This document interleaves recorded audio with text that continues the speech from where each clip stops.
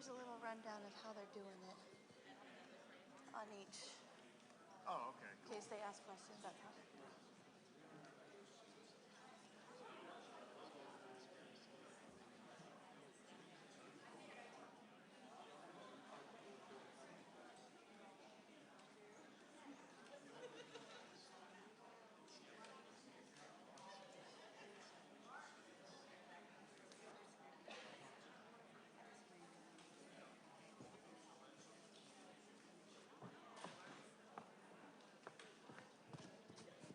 Okay, ladies and gentlemen, welcome to the debates. We're going to ask you to please rise for the Pledge of Allegiance, and then we'll get started.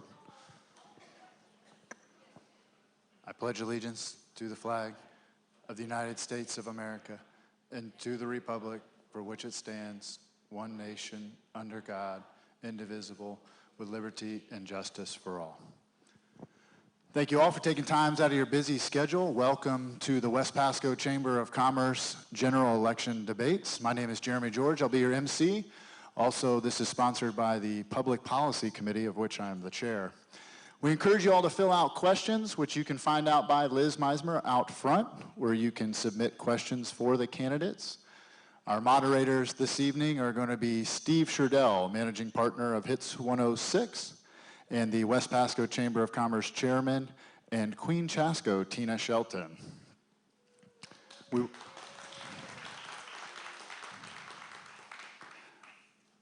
First up tonight is for the U.S. House District 12, which encompasses Palm Harbor North, all of Pasco County, and a sliver of Hillsborough. We did invite both candidates. Congressman Bill Arakis was unable to make it, so we are going to give Robert Taker 3 minutes to give us, tell us a little bit about himself. Robert? Oh,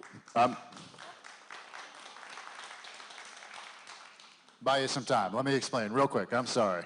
We do have lights up front. Those are brought to you by ServPro.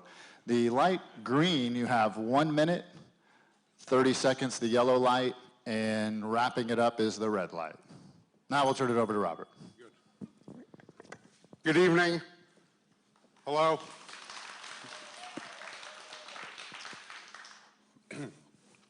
My name is Robert Tager. I'm running for Congress against Gus Bilirakis. This is about the 5th or 6th debate I've been invited to. He still has not appeared at any of them. I'm running for Congress because our country has a lot of issues that need to be dealt with. My background is this. I grew up in North Miami Beach. I'm a native Floridian, and I've lived here for about the last 20 years. I'm a practicing attorney, and I've never before been active in politics.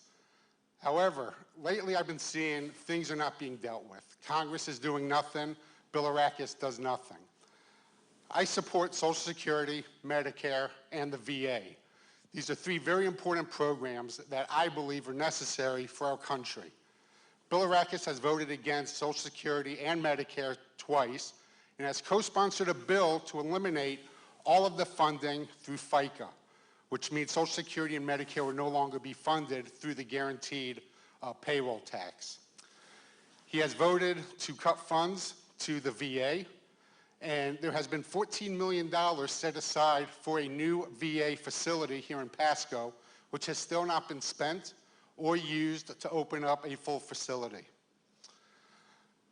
Social Security can be saved. It is fiscally solvent until the year 2023, at which point it will only be able to pay 80% of all obligations. This is easy enough to fix. You've heard all the other politicians say it. All we have to do is raise the cap from the $118,000 up to $200,000. That will make it fully solvent. Part of Medicare that I like is the cost benefit of the volume of people that are in Medicare. I used to be a big proponent of Obamacare. Recently, I've changed my position and I've shifted over to believing in a single-payer system, or at least a single-payer option.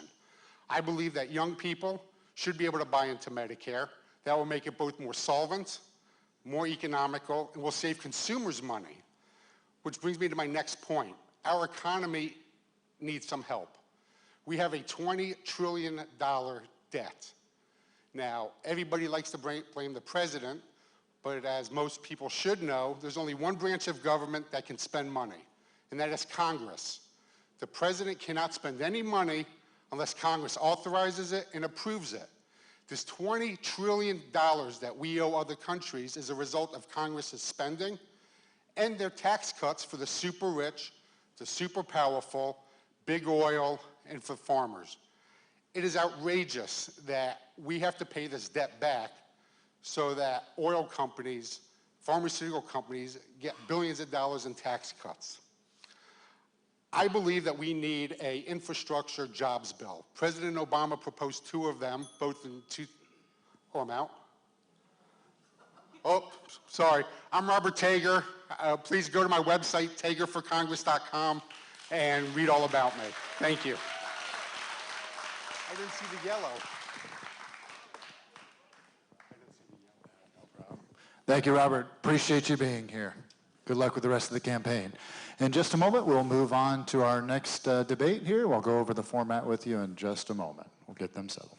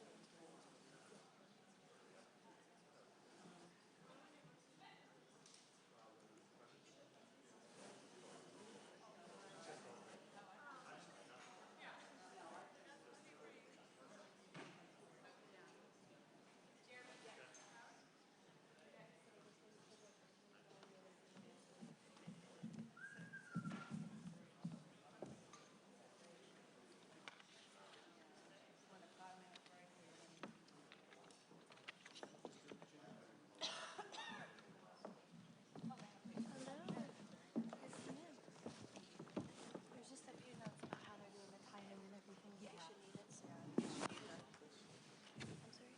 What's the official role, title of the office? I'm sorry. State Representative, District 36. Sorry. And that's like west of Little, right? Yes. County line, county line. Catalina, Catalina. So Amber gets the first opening statement, and also Because that was my points up. his first opening statement And and first closes and first. and closes first. All right, thank you. Okay, we'll get started in just a minute here. For those of you welcome, we saw walking in, this is the West Pasco Chamber of Commerce General Election Debates. My name is Jeremy George. I am your MC tonight, and the Public Policy Committee is the sponsor this evening. We encourage you to fill out questions out front. Liz Meismer and Paul Friedlander out front to different debates that you'd like to ask questions to. The format that we will have this evening is a 3-minute opening statement. Then we will alternate moderators, we'll alternate questions. So Steve Sherdell, our managing partner at Hits 106 as our moderator, and Tina Shelton, West Pasco Chamber of Commerce chairman, as our other. Steve would ask the first question, and then Tina will follow up with 2 questions, and that will continue. The original candidate gives 2 minutes to respond to the question. Each opponent has 1 minute to respond and an answer. The original candidate will give 30-second rebuttal. We did do a coin flip here, so Amber Mariano is going to be the first speaker, and she will also close it. We ask you to please turn off all your cell phones. And the timing, we have 1 minute. When you have 1 minute remaining, you will see a green light. That is Nora George and Cynthia Armstrong, our timers. Yellow, you have 30 seconds, and red, you're about to get the bell. Okay, thank you.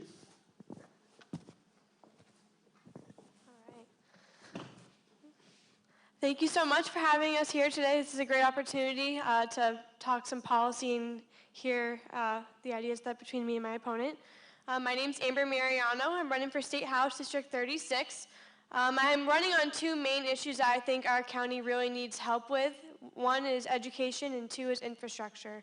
I'll start with education. As many of you know, I'm a college student, so I think that my perspective on education is something that is really unique that the legislature is lacking. I think that there's two main things we need to focus on within education, and that's bright futures and excess credit hours. So students that are going to college have the opportunity to get the education they need affordably, especially if they are putting in their time in high school to get those scholarships. And then excess credit hours is when students, they take harder majors such as engineering, they get charged double tuition at the end. So I want to try and make it where students who are challenging themselves can have a cheaper education and come back to Pasco County and utilize their experiences at college. And then my other main thing, which I think is probably the biggest thing for this county right now, is infrastructure. So there is a lot of flooding problems, as I'm sure everyone's seen after these past few hurricanes, especially after that last major one. There was flooding everywhere. All these problems are really fixable, and I think that we need to get some state funds to the area to get these problems solved, because the engineers have already proposed solutions. They just need to be executed, and that's what I want to do when I'm elected, is get the funds over here to execute those solutions. So that's what I'm running on, and I hope that you guys will listen to what we have to say.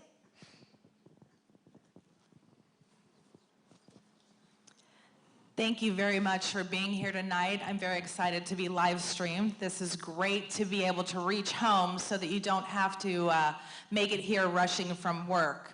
My name is Amanda Murphy. I have had the honor and privilege of serving you for the last 3 years in the Florida State House. I am currently married to Matthew Murphy for the last 14 years. Together we have 2 daughters, 21, 23, and 24. And the greatest gift is we have a 5-year-old grandson. We have both lived here in the county for many, many years. I started at Gulfside Elementary, going through Gulf Middle and Gulf High School. Both of our parents still live here, and he has siblings that live in the area, so we have deep ties to Pasco County, and I cannot tell you what it feels like the first time that you sit on the House floor and realize that you are representing your hometown, and you have hundreds of thousands of people across the state that depend on you for every vote you take.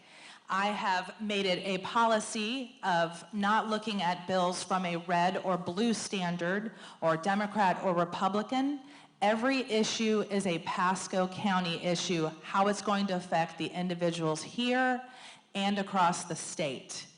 The committees that I have had the privilege of serving on over the last year was the Joint Legislative Auditing Committee. Our largest task this past 2 years was to choose the next Auditor General. She happened to be the first female Auditor General, so we made history in Florida over the last 2 years in that committee. My favorite committee and the toughest committee has been Children, Families, and Seniors. Over the last 3 years, we have worked on the issues of human trafficking, drug addiction, mental health issues. We had the largest mental health package that we passed this past year. My State Affairs Committee was the one that has been the most interesting, and if you know all of the water issues that we are having, this was the committee that had the largest package to overhaul our current water programs throughout this whole state. We passed that, the scientists say it's good, and we're very excited to move Florida forward with our water issues. Lastly, we had State Affairs Committee, which is where our local issues come through if there are local fights and disparity between cities, counties, and the state. That was the committee where we decided those issues.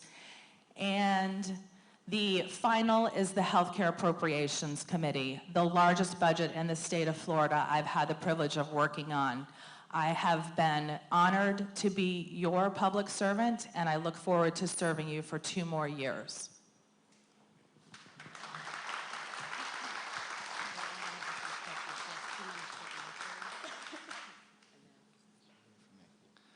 Okay, our first question this evening is for Amber Mariano.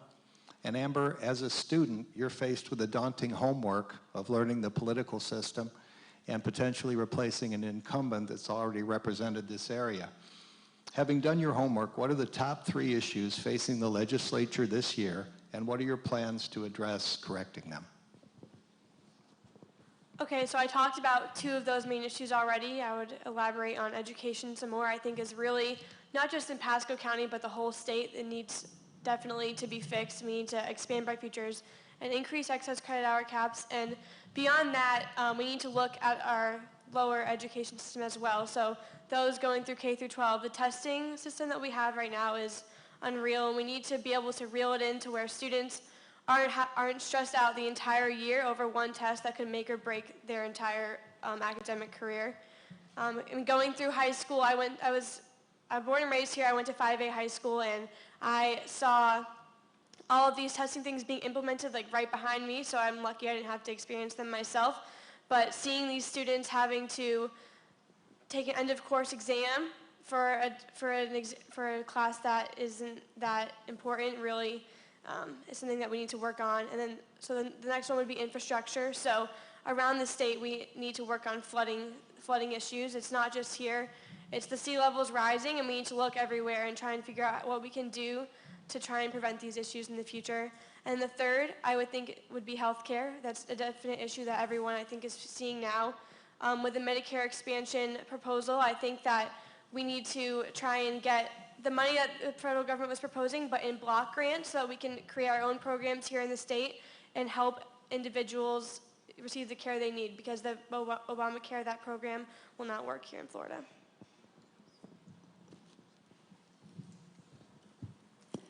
Okay, thank you. And I'm going to take them in a little different order. Our first issue that we have in this state is drug addiction and mental health. We have a crisis going on not only in this state but our country, so we have to get focused on this. We have a $50 million a year issue that we were only able to fund with $7 million this past year. You want to talk about shootings, you want to talk about suicides, it all goes back to mental health, and we have a mental health crisis that needs to be faced. That is the number one in my mind. Number two are jobs, and in particular the workers' compensation ruling that just came down from the Supreme Court. If you are a business owner of any size, you know that having your rates raised 14.5% could close your doors. That's going to be an issue that we take up. We've all already been talking about it. And of course, we do have water and infrastructure needs, and we have to put the right funding toward those projects and focus on comprehensive planning.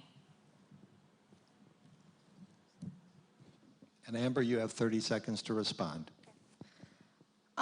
I just want to add one thing to that. I think that it's really important that we do emphasize education as our main priority, because education prevents drug addiction and it will prevent those things. So if we get our students the help that they need at the lower level, we can stop that before it gets to that point. So that's why that's my first priority. Okay, this question is for Representative Murphy. What have been the difficulties you've encountered operating as a Democrat in a GOP-dominated House? That is a great question. The same difficulties you have raising teenagers, the same difficulties you have getting along with your spouse. It's all relationships. You can be the one that throws bombs, or you can be the one that works behind the scenes and gets things done. I went up there with the attitude that my name doesn't have to ever come out on a bill. I don't ever need to get the credit. As long as the proper bills come out of the legislature and my citizens are served, that's how I've worked, and that's how I will continue to work across party lines. Okay, Amber, you have 1 minute for response. Yeah, I just want to add on. I think that although the system how it is pretty messed up, I don't think that the party should really dictate what you can do. But the reality is what it is. We have a Republican governor, we're going to have a Republican speaker, we're going to have a Republican Senate president, and I think having a Republican in there who already has relationships with those people will make it easier for us going forward to get the funding here that we need. I would just like to bring to all of your attention that we had $8 million between Representative Burgess, Speaker-designate Corcoran, and myself vetoed by the governor this year. The governor took out Speaker-designate's his water policy issues and vetoed all of his projects right along with the Democrats. So please understand, That's how it works in Tallahassee. It's all politics. Thank you. Okay, this question is for Amber Mariano. You mentioned the flooding issues before, so what should be done to address the repeated flooding problem in West Pasco? Where will the funding come from? So I think one of the major things that I've seen is if you go down Ranch Road, there's a, well, this is an example of one of the issues. There's a plant, and this plant has a sewer water essentially like in a retention pond. And once the flooding gets to a certain level, that water mixes in with all of the water that is from the hurricane or from the storm or wherever it's coming from. And there's environmental concerns that need to be addressed. And what really showed me the issues was I was walking around after the hurricane and seeing, talking to people about what they think can be done, and they already have solutions laid out. So I think by going to the communities if there are problems is how we can find our solutions and we can move forward. And I think we can get the funding from the state and I'm endorsed by the governor, so I think that by having that endorsement and having his support will help us get those funds approved this time around. Okay, 1 minute response from Amanda. Yes, let's talk about the flooding issues. The county is in charge of the stormwater drains. The county is in charge of the roads around the area. These are county issues that should have been solved over the last 12 years, but they haven't been. But you know what? 3 years ago, when I first went in, we had a bill that came out, the PACE program, where Wilton Simpson, Senator Simpson, and myself worked on a bill so that the entire area of Pasco County would have $1 million to fund a program where we had engineers ready to look at a comprehensive plan to deal with our crisis here. Swift Mud put in $1 million. The county still has not done one thing with that program and that money. Amber, you have 30 seconds for rebuttal. Yeah, I mean, absolutely, most of that is county problems, but I think by having someone in the state legislature that can work with the county and get these issues solved, I think that is something that we need because there hasn't been any progress, and I think that if we continue with that mindset, that there will continue to be no progress.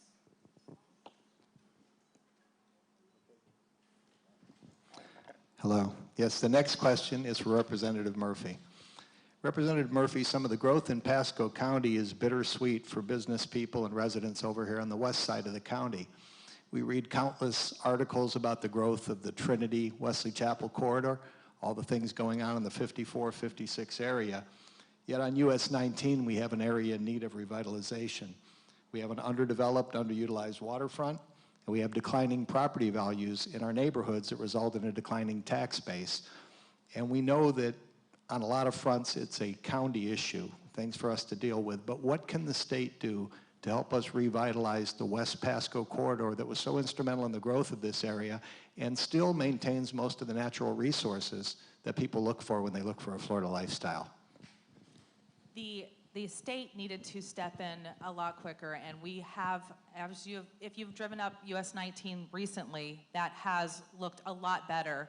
I had quite a few meetings that my staff ended up attending due to the US 19 remodel and turn issues. So we were pretty on top of that once we got our feet wet and understood where we could make some changes across 19.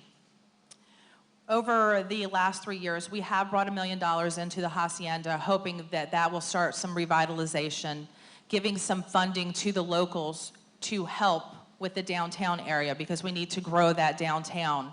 It is going to take some state funding. I know that some of the cities have some dredging issues and have got some grants from that. They need to utilize those. We have a grant coming for US 19 to beautify that, and that will help. Any of the businesses, it's going to take the locals to bring those down. But anytime that I am needed, I have been there to get behind any of the local businesses, make the calls, go and make the asks for any assistance. That's about our extent to what we can cover and accomplish on the state level. This is a local issue here again. Amber, you have 1 minute to respond.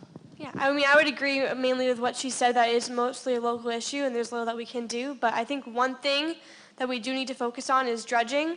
We need to get these canals, there's some canals down in Sea Pines that don't even have water in them. And by dredging these canals, it'll increase property value, therefore increasing the people that you attract to the area and therefore making it a better place to live, and will hopefully have a chain effect on what the county will look like after that. Yes, the dredging is an issue, and that is going to be with the Army Corps of Engineers. I know that we've had some issues with them. The other thing that is going to occur now that Senator Latvala has met with us is he does plan on working on some of the local parks, which if you were at the grand opening of the Warner Boyce Park, we are going to try and make some kayak trails, and I know that Senator Latvala is very interested in growing that park and revitalizing that area. All right, thank you.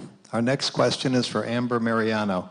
And Amber, I think your youthful age maybe prompts quite a few questions. One of them would be, do you see your age as a detriment or a benefit to being successful in Tallahassee and representing the people of this area? I mean, I think it's absolutely an asset to the people of Pasco and the legislature as a whole.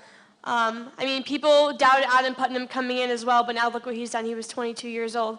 I think that my age is something that is unique that the legislature hasn't seen in a while, and I think by having someone in there with a different perspective, I've grown up in the area. I know the area's issues. It's not a lack of knowledge. It's just a lack of having maybe 20 years of a career.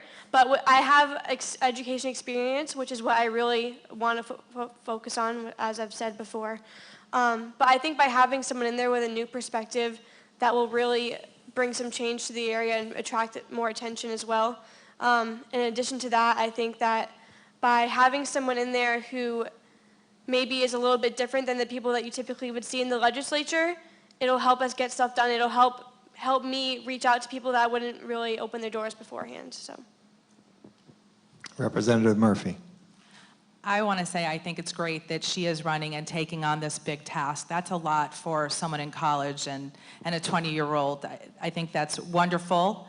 And age does have its rewards, I guess. But what I have taken up there, because I'm just a little bit older, not much, folks, is the business knowledge and the network ability. It was great for me to be able to reach out to my network the first year that we're up there, because if you don't remember or don't know, I came up in the middle of a session. So I won a special election. They had already had a year of sessions.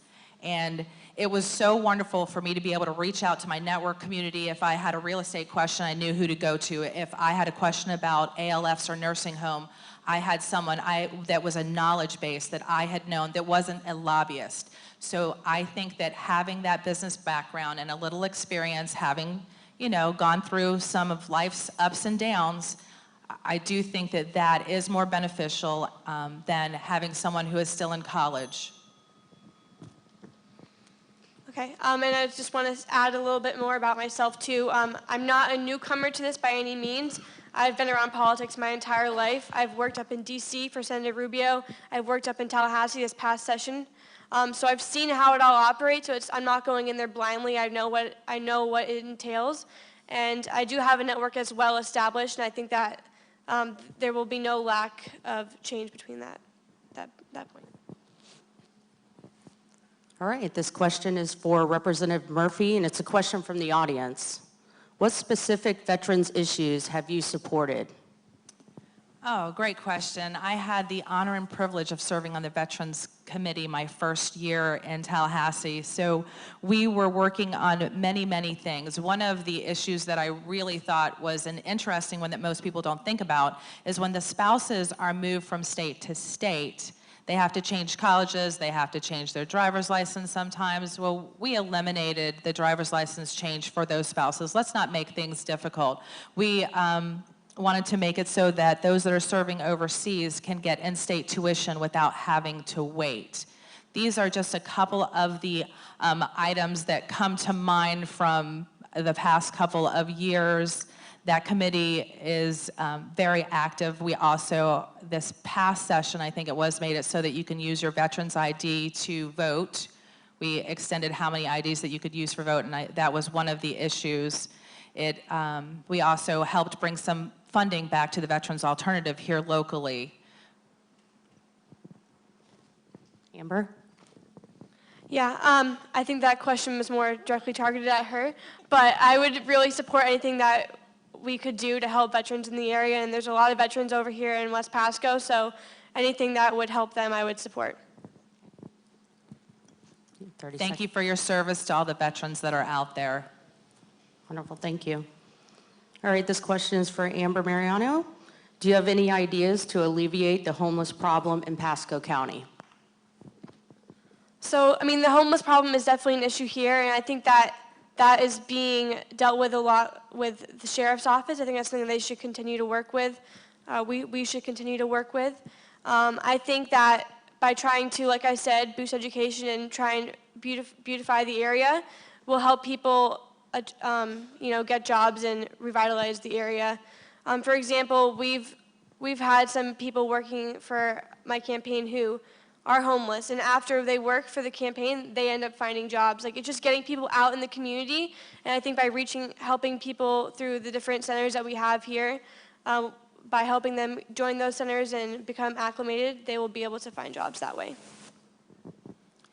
Oh, this is near and dear to my heart, just knowing that there are children, many, many children in this county that are homeless.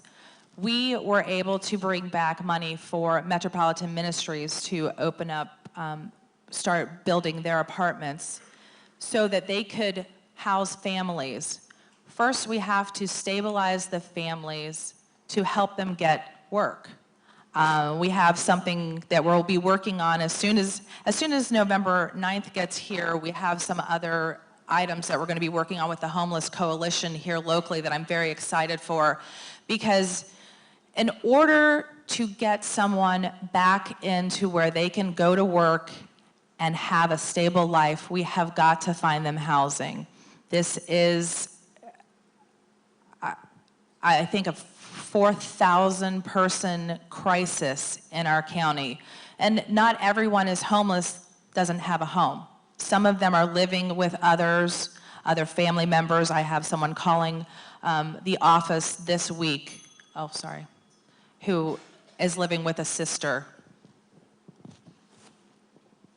Yep, and I just want to add that I really think that to solve the homeless problem, we need to work on, housing will come after. I think we need to work on getting them jobs first. I think that's the most important thing, because without a job, they can just repeat the cycle, and I think that they need to have an income, and that's what we need to start with. I have a question for Representative Murphy. Just carrying on the homeless challenge in Pasco County. As a local Pasco County business person, I pass homeless camps on the highway, in the woods, other places. And my question is, what do you think it will take for there to be meaningful action? Because we all know that the homeless problem is very often related to drug and alcohol dependency issues. There's mental health issues. And the sheriff, unfortunately, I think, is faced with moving them from place to place. And we all, I think, we vacillate back and forth between wanting the homeless not evident in our area so our area can be more prosperous and grow, but then having that heart of compassion. And we talk about it an awful lot, but I haven't seen any meaningful move forward in changing that. And my question is, what will it take on what level? If it's not the state level, where do you think that we can affect that change? What can we do to start that moving forward? Here again, you are correct. Most of it, or a lot of it, is a mental health or drug addiction issue. I don't know, those of you that aren't dealing with it on a daily basis have no idea. So in our homeless population, we have a huge rise in HIV. In the month of May, I was told that there were 18 new cases of 20-year-olds and under homeless citizens with AIDS. So this is going to come to a place where, yes, the state is going to have to get involved. And thank God for our law enforcement. I feel so bad for them because they are not trained to have to deal with the mental health crisis that they deal with on a daily basis. We are putting people in jails to then roll them back out and roll them back in. Over the last 2 years, we did receive some funding for veterans in particular that the sheriff worked with us on. And what the money was to go to was when they pick them up, find this veteran, get them to a facility for mental health and drug abuse issues, and make sure that we wrapped around services so they didn't have to go back to jail, and we could stabilize that person and find them a place to live and be warm and fed every night. So on the state level, we have many different pilot programs that we've been trying over the last couple of years, and what's going to happen is we have to finally pick out what type of program we're going to do. And here again, it all goes back to money and funding, and how much are we willing to throw at this crisis to take care of these individuals who deserve to be taken care of. Amber?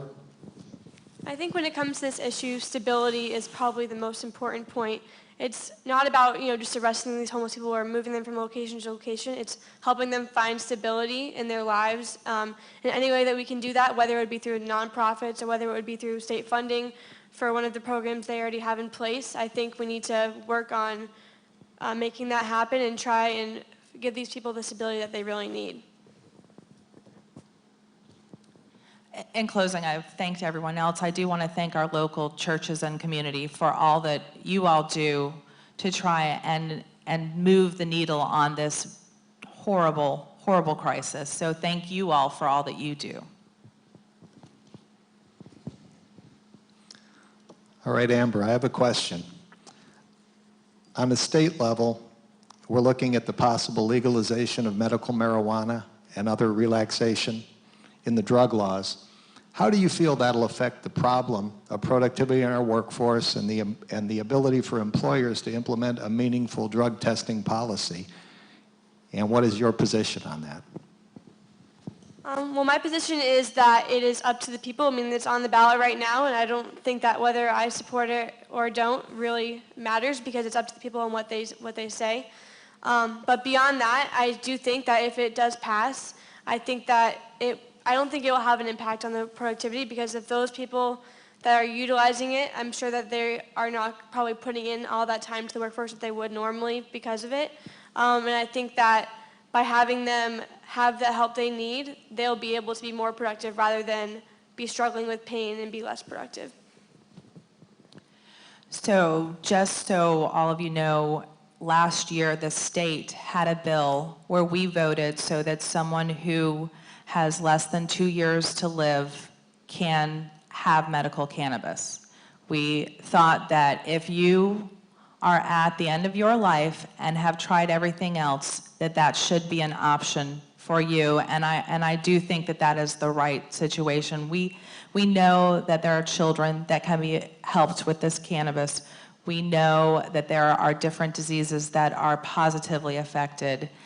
And I think that it's time that we take the drug out of it because we can't keep giving the opioids and saying that the cannabis that is in an oil form or a pill form is bad when other areas have shown that it has helped their patients.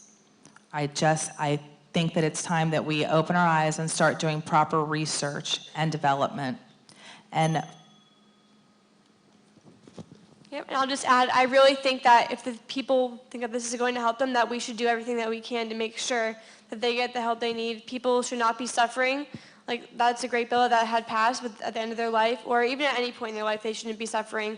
We need to do whatever we can, and I think that it's better than some of the other drugs that are out there, and I think we need to make sure that the people of Pasco get the help that they need. Okay, so our last question will go to Representative Murphy. And I think this was mentioned earlier, but this is on the list of questions, so somebody wanted to find out about this. A Florida workers' comp law that lowered workers' comp rates paid by Florida business by limiting workers' comp payouts and attorney's fees was struck down. Area businesses are now paying higher workers' comp rates. Should the legislature enact new legislation to limit worker comp payouts?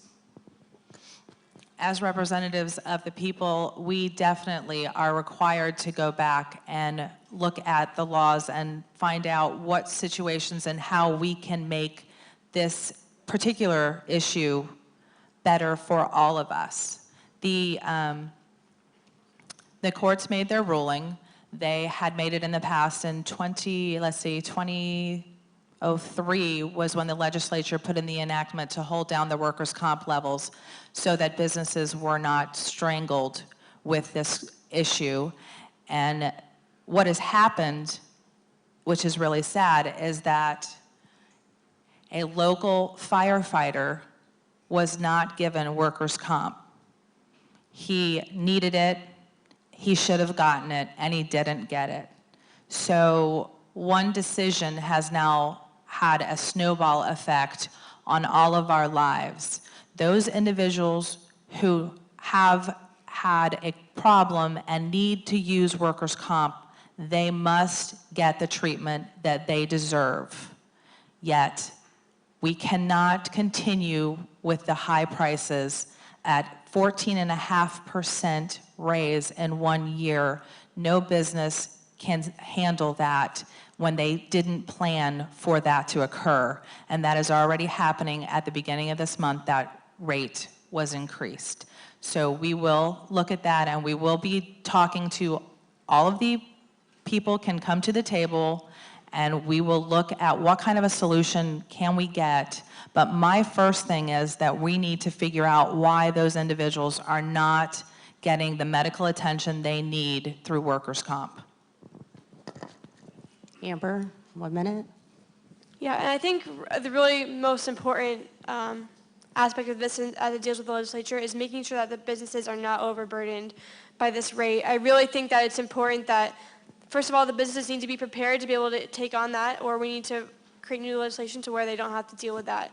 And the people definitely need to be getting the compensation that they need. I think that it's really important that we really look at this again in the next session, and that's something I really look forward to doing. 30 seconds. No? Okay, we're going to go on to closing statements. So Amber, Mariano, you have 2 minutes for closing. All right. Well, thank you again so much for having us. So this is an incredible opportunity to see everyone out here, and hopefully you guys could hear some of our ideas. I just want to start with the fact that I get at my age as a question a lot, and I want to just explain one more time that it's really something that is going to help this community. I think by having someone in there with new eyes on these issues, we'll finally get some progress and we'll get some of these issues resolved. Education is so important to this area. I've gone from school to school talking to students and talking to teachers, and the issues that they've been dealing with, I think the state needs to address the testing issues. They need to address scholarship issues, and we need to make it to where students are going to succeed and they'll come back to Pasco and raise their families here with that great education. And then we need to fix these infrastructure problems as well. With the flooding issues, they're all fixable, and that's what I plan to do when I go up there. I want to get the right people at the table, get the engineers together, get the people of the community together, and really get these issues finally looked at and resolved that haven't been resolved in the past 3 years. Thank you for your time again. Representative Murphy, your 2-minute closing statement. Thank you all for being here with us tonight. Like I said, it has truly been an honor and privilege to serve all of you. I have learned so much about this great state, and my enthusiasm continues to grow. I can't wait. I am headed down to the Everglades to go on a tour and do some more learning regarding our Lake Okeechobee and the water blooms, the algae blooms that are down there, and also see some of the areas that are constantly flooded anymore. We here in Pasco have great opportunities, and as as we all move forward, we can continue to grow off of what we have already started. We will continue to see US 19 revitalized. We will continue to see this county grow and change. And things like our AM Skills program that we started over the last couple of years, where we're training young manufacturers, that's going to change the wage and salary base of this county. We were first here. We just attended an event where the young man, our first apprentice, won his award this past year from Pasco County. So we are making a name for ourselves in that industry, and we will continue to focus on jobs that are living wage jobs and continue to focus on the infrastructure that is so, so needed. Thank you, thank you, thank you. I ask for your vote November 8th or before. Have a wonderful evening.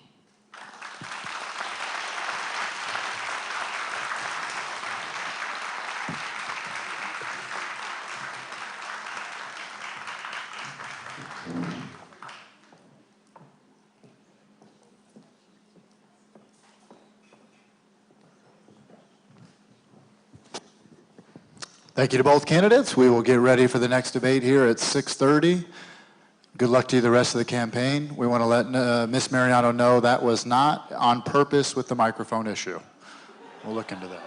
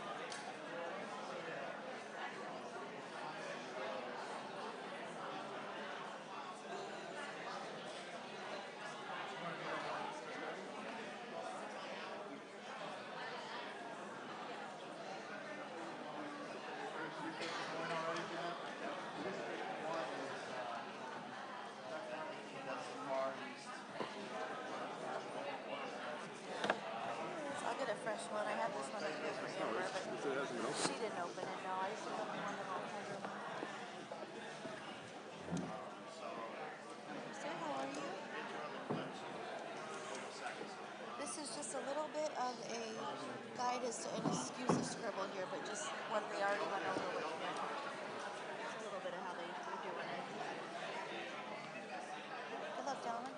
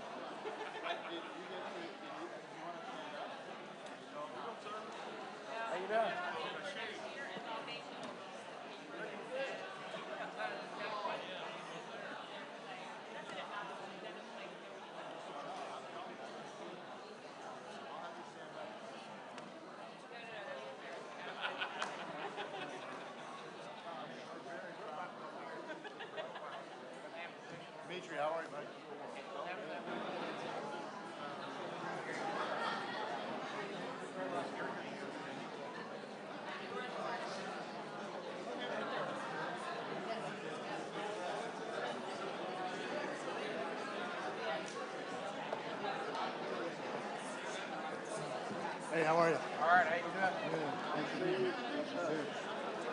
So Dimitri, you're going second, right? Okay. All right, we have a 1 minute warning, and we will begin our next debates. 1 minute warning. Mrs. Armstrong, I highly suggest that you explain the timing again every single time. Oh, I'm going to do the whole thing. Okay. You know what you didn't do that Bruce always does is he specifically thanks Cynthia and myself for being the timers. Cynthia told me do not call her name out. She Oh, really? said, I don't want any attention. I was just teasing. I know, I'm kidding. I have my script. about going over how the timing works. Well, I actually go over that. They want me to do the whole script after each one because people are coming in. And yeah.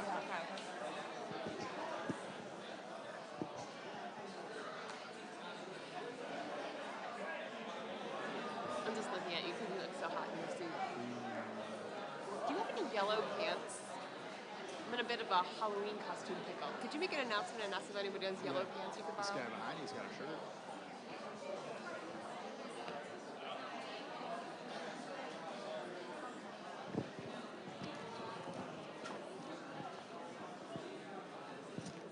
Dimitri Delgado, Ronald Oakland.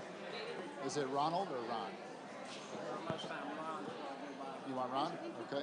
And Dimitri Delgado. Pronounced correctly? Get saddled with more Greek mother and a Portuguese father. I understand. I just want to make sure I pronounce it right. I'm Jeremy George, so George, your last name, first one, we all got to. Okay, we'll ask that you all begin to take your seats so we can get on with the debates. Welcome to the general election debates sponsored by the West Pasco Chamber of Commerce and put on by the Public Policy Committee. I am the chair of the committee. My name is Jeremy George. I'm the MC. If any of you are wondering, how can you be involved in the Public Policy Committee in the West Pasco Chamber? We meet the second Wednesday of every month at Bob Evans. It's a beautiful breakfast, 8 a.m. Come on down. By a show of hands as you're coming in, have any of you seen the progress that's happening on 19? Show of hands? It is looking fantastic. The Public Policy Committee meeting we are very involved in that. Greg Armstrong, are you here? Greg, I know he's around.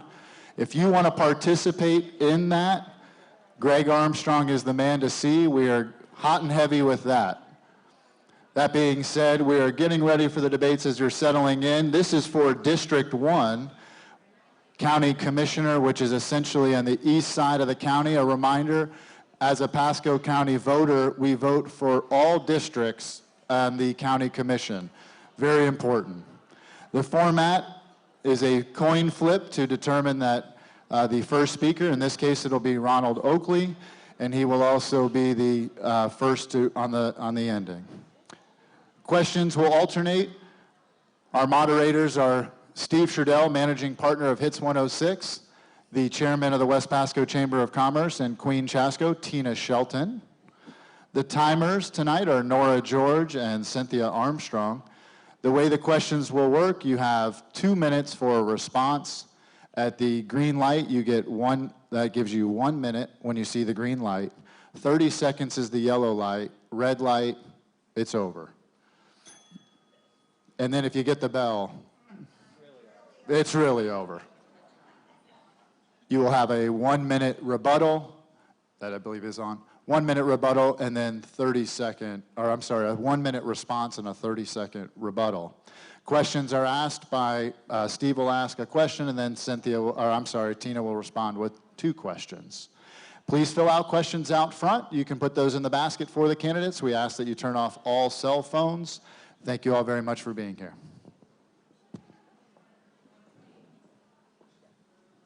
Understanding is that Mr. Ron Oakley will open with his 3-minute statement. Thank you. I'd like to say tonight that I appreciate y'all having us here. My name is Ron Oakley. I'm a native of Pasco County, born and raised in Dade City, Florida. I graduated from Pasco High School. I went from there to Carson Newman College, where I graduated with a Business of Science, Bachelor of Science degree in accounting, and came back to work in Pasco County with my father and my brother in the citrus business. I have spent over 50 years of experience in business right here in Pasco County. I have worked in the cemetery business, funeral home business, citrus business, gift fruit shipping business, trucking business, of which my brother and I have run over 480 trucks hauling liquid food products all over the United States. I have been very fortunate in my career. I have been with my own company, Oakley Groves, and never been paid by any other company, even though I worked in different businesses here in the county. So I was very fortunate in that fact. I went to college, like I say, and then came back and spent this time in the citrus, and then I've been with that company all this time for over 50 years. Again, I have been very fortunate. I've been fortunate to be with you as a public service to you, because I am the past chairman of SwiftMud, and I have enjoyed that 4 years that I celebrate there, serving the people of Pasco County. I've been asked many times. I am representing each and every one of them, and that's what I stand for. That's what I want to do, is work for you. I spent a lot of time researching all the issues that come out before us in the county level for SwiftMud, and I never vote on anything without researching it. I have gone through many different issues with flooding is one of our issues. Roads are one of our issues. The issues that we have with our roads throughout the county, and with flooding, and with the development and growth we have now, there's a lot of issues before the county commission that are very important to us and important to me. So I want to promise you that I will never vote on anything that I wouldn't research and look out for your interests before I made that vote. Thank you. All right, the first question this evening is for, oh, I'm sorry, very sorry. Who's the other guy? Good evening. I'd like to begin by thanking the West Pasco Chamber of Commerce for putting on this event. I appreciate very much the energy and the concern that you have to actually put this on. I'd also like to thank the audience that's here today and those that are watching on the live feed. It's heartwarming to see civic or citizens that actually care about the issues and are willing to come up and listen to the candidates speak about them. My name is Commander Dimitri Delgado, United States Coast Guard, retired. I'd like to welcome all the veterans that are sitting in here. After a 22-year career in the United States Coast Guard that saw me do everything from counter-narcotics operations, anti-piracy issues, force protection, anti-terrorism, I chose Pasco County 2.5 years ago as a home. Having been to all 50 states and checked off the ones I didn't want to wind up in, I was very fortunate to find this. I've operated as far east as Saudi Arabia, United Arab Emirates, Qatar. I've gone as far west as Indonesia, Malaysia, Singapore, and all points in between. I can say that it's very, very nice to be home finally. Played college football at the University of Memphis. I achieved my bachelor's degree in political science, and during my Coast Guard career, also graduated from the U.S. Naval War College, having completed my studies in strategic studies, and I know that sounds a bit repetitive, and national defense policy making. While only 2% of Coast Guard officers ever achieve command, I was blessed enough and fortunate enough to achieve 3 of them. I commanded a unit out of Virginia that did counter-narcotics operations in the Caribbean, and then we would go to Iraq and Bosnia enforcing UN sanctions against those countries when the UN imposed sanctions to them. Second command was in Guantanamo Bay, Cuba, commanding a port security unit that was charged with the waterborne security for the naval base down there once we stood up the prison. And then the payoff that was being able to train, stand up, and command MSST New York, which was a congressionally mandated anti-terrorism SWAT team in New York City. I commissioned that unit 2 years after the attack and spent 3 years there before heading back overseas to train overseas countries how to do the same things. Elections are about contrast. It's my hope that we're able to illustrate some of the contrast today and get to the bottom of why we're both running. And I thank you very much for your attention. Thank you for your time. Dimitri Delgado. All right, my apologies, Mr. Delgado, for almost overriding your opening statement. I've been through much worse. All right, very good. The first question for Ron Oakley. Ron, you're a representative of District 1, but in reality you have to work with other commissioners to represent all of Pasco County on the issues that face all of us countywide.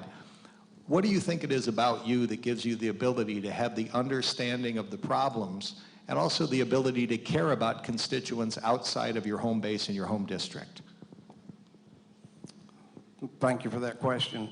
I have, like I say, been past chairman of Swift Mud, and of late, some of the main issues we've had in West Pasco, where is not my district, and it's people that have had flood issues. And I have spent 3 to 4 weeks during the flooding over here in this area researching all I could about the flood issues with the people here in West Pasco.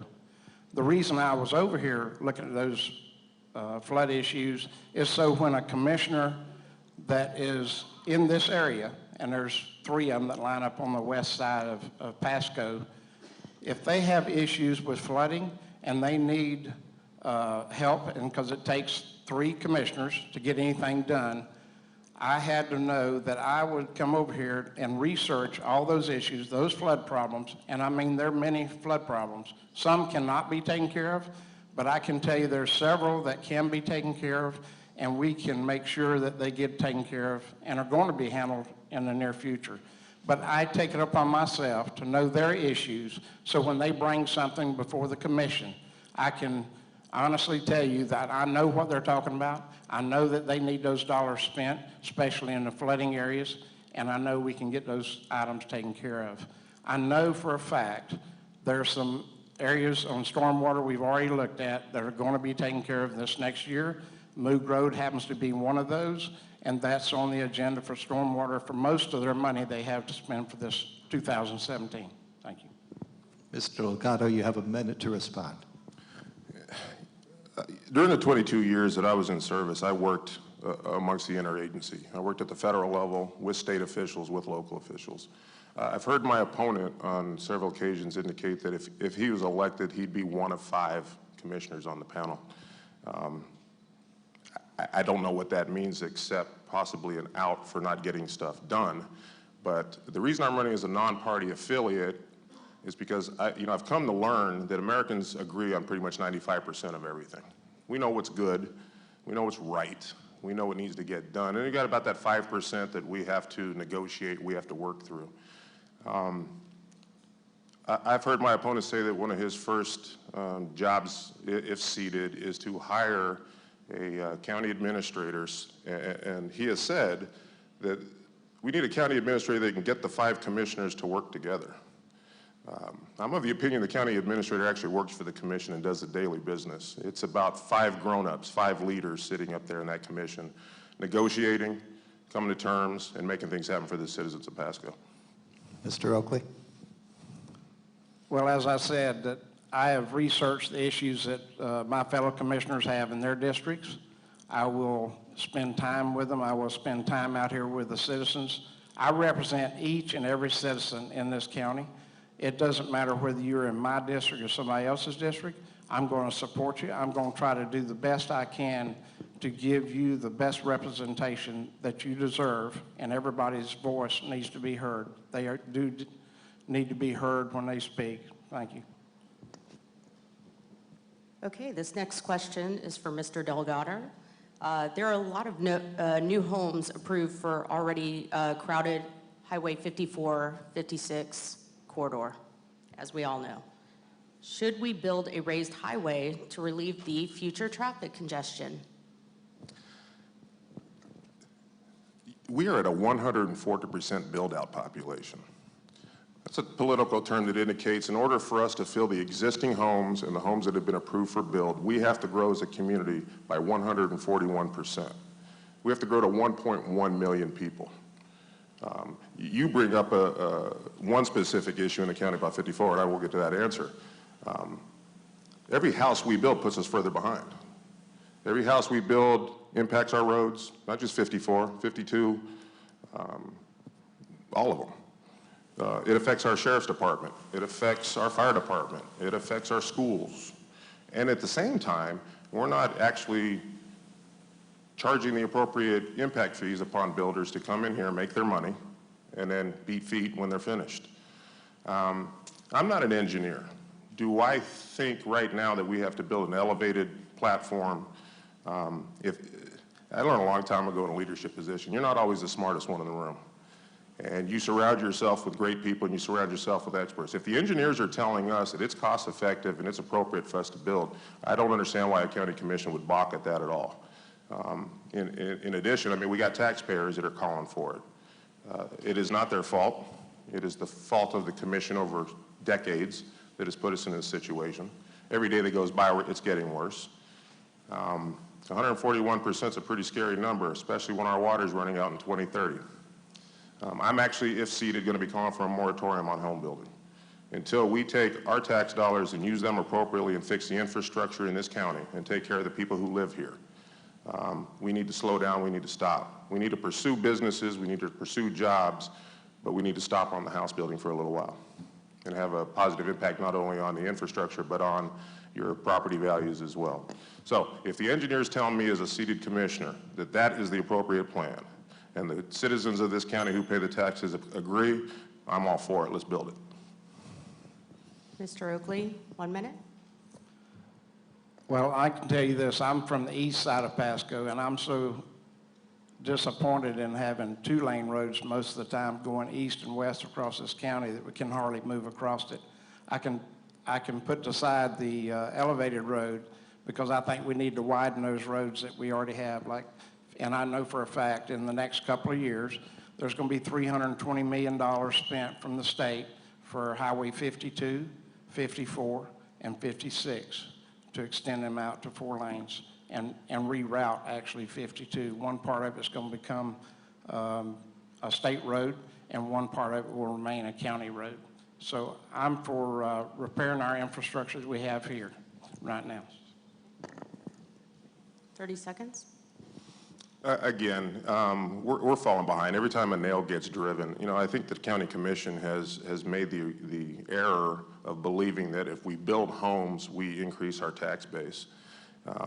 That may or may not be true, except for the fact that every time you drive a nail, you already spent that money.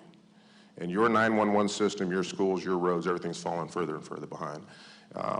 We need to take the 3 taxes that we pay in this county, our property taxes, our penny for Pasco, and I know we only get half at the county level and the rest goes to the schools who need it. And we need to fix the infrastructure going on right here. And if it means building that road, let's build the road. Thank you. This question is for Mr. Oakley. It's a question from the audience. What is your position on homeless veterans in Pasco County? Homeless veterans in Pasco County need help like many homeless people that we have here in Pasco County. There's different groups that are out doing pretty good work. One of them in East Pasco is Restored Hope. They look out to help different ones to find shelter and homes for them. And they work on the fact that they give them a hand up, not a handout. So they want them to strive to do better. And veterans, they need help in this area. I think there's probably a lot more of them in the western part of our county that need help, and we need to reach out to them and give them all the help that we can. So it's one of those issues that I personally would like to look into more. I have not looked into it that well, but I'm sure that's one of those areas that as you become a county commissioner, there's a lot of areas here that need to be looked into, and it's kind of a learning curve. A lot of issues you know about, but a lot of issues like the veterans and what you can do to help them. But I can guarantee I'm willing to tackle that issue and work as hard as I can to help them and help each and every one of them in this county to have a better life. Thank you. Okay, 1 minute. You know, our veterans see things that the rest of us don't have to see, and they do it so we don't have to see it. Then they come home, and my last count I heard it was about 100 homeless veterans in the county. All homelessness is, in my estimation, embarrassing for this country, but to have people that go off into harm's way come back and then be homeless has to be addressed immediately. Now, that being said, you have to understand that there's some veterans sitting out in the woods right now that do not want to come in. They, for whatever reason, have decided that that's where they want to be at. So we're going to have to take the services to them. We have mental health issues that we have to help them with. We have nutritional issues we have to help them with. And if, as they acclimate, and as they get, you know, I only paused because I didn't want to use the word healthier, but as they get healthier and stronger, we need to keep checking with them to make sure, see if they want to come in. But we can't forget them just because they happen to be living in a tent in the woods somewhere. Ron, 30 seconds. Yes, we need to do all we can for veterans and other homeless that we have in this county. And we need to look into those issues and do the best we can for them and protect them and lead them in the right direction to help them get a start here in this county. Thank you. All right, the next question is for Mr. Delgado. Mr. Delgado, we've made some progress in Pasco County when it comes to being pro-business over the years, but one of the constant complaints that I run into as a media operator is small businesses trying to open up and do business in Pasco County that feel like there's a myriad of mazes they need to go through with the county when it comes to permitting, when it comes to inspections, when it comes to autonomy in the field by inspectors. And we've talked about it for a long time. I believe we've made some headway, but personally I know of 2 or 3 businesses that have said, I will never try to open a business in Pasco again. What do you think we can do as a county commission? Again, we're very good at addressing our problem and talking about our problems, but small business is the lifeblood of West Pasco and of Dade City and of Pasco County. What can we do to help alleviate those problems? Great question, and I'd say we're good at listening and we're good at kicking the can down the road. The small business is the backbone of all communities and all economies. It doesn't matter if they're hiring 3 people, 4 people, 5 people. Everybody that gets hired is a citizen that we've already taken care of that can actually go take care of themselves, which is a beautiful thing. They're right. This county commission doesn't seem to fully listen. You know, I was at a meeting the other day and they were talking about an issue, and one of the county commissioners actually made a post on Facebook while a citizen was speaking about it. And it happened to be on sex trafficking, which I found kind of alarming that it wasn't important enough for the person to listen. I don't think this is any different. If our small businesses are telling us that there is too much paperwork to go through, you know, veterans, women, minorities that want to open up a business. Mr. Oakley's a fortunate man. My father and I served for 52 years so that he could have the business that he has, and we celebrate it. We got people trying to do the exact same thing. Overregulation. We even get into discussions about what their signs can look like. Can it flash? Can it not flash? We have to get out of people's way. They are the engine, and we have to get out of the way. And if they're telling us it's not worth it, then we're failing them. We have to make it worth it. It impacts our economy. It impacts people going to work. It impacts crime because people are at work. It impacts drug use because people are at work. We need to stop just hearing it and stop kicking it down the road and actually get it done. Mr. Oakley, a minute to respond. Yes, I've said several times that one of the main issues that lay there before the county commission is choosing the right county administrator to come in this business and pick a person that comes from a larger area than we have here, pick a person that has personality and the ability to meet our businesses, whether they be large or developers or large businesses or small businesses, and get friendlier with them, talk to them about their business, welcome them into Pasco County, show them what we can do to actually help them get started, rather than giving them blockades up in front of them and keep them from actually getting in business and getting started. That's one of the main issues that need to be taken care of, and I think that new county administrator will help us get there with the right leadership in Pasco County as in the commission. Thank you. I'd like everybody to pay particular attention to what the gentleman just said. was to hire a county administrator that is used to a population of 1 million. We're sitting just under 500,000 now with 141% build out, like I indicated before. The gentleman has told you that he's going to deliver exactly what's been going on around here. We need to start worrying about the citizens that live here and their infrastructure. We need to start taking care of our citizens that want to open businesses here and stop focusing on the million that, or the other 500,000 that want to move in, and start taking care of the folks here, up to and including the business people who don't want over-regulation, they want easier permitting, they want to follow the rules, and they want to put their sign up. All right, thank you. This question is for Mr. Oakley. Mr. Oakley, Pasco County is in dire need of high-paying jobs, skilled jobs, and more industry. Years ago, we started out as a center for citrus, building, retirement, and the service industry. The problem is about 50% of Pasco County's workforce commutes out of county to earn a living, to be employed.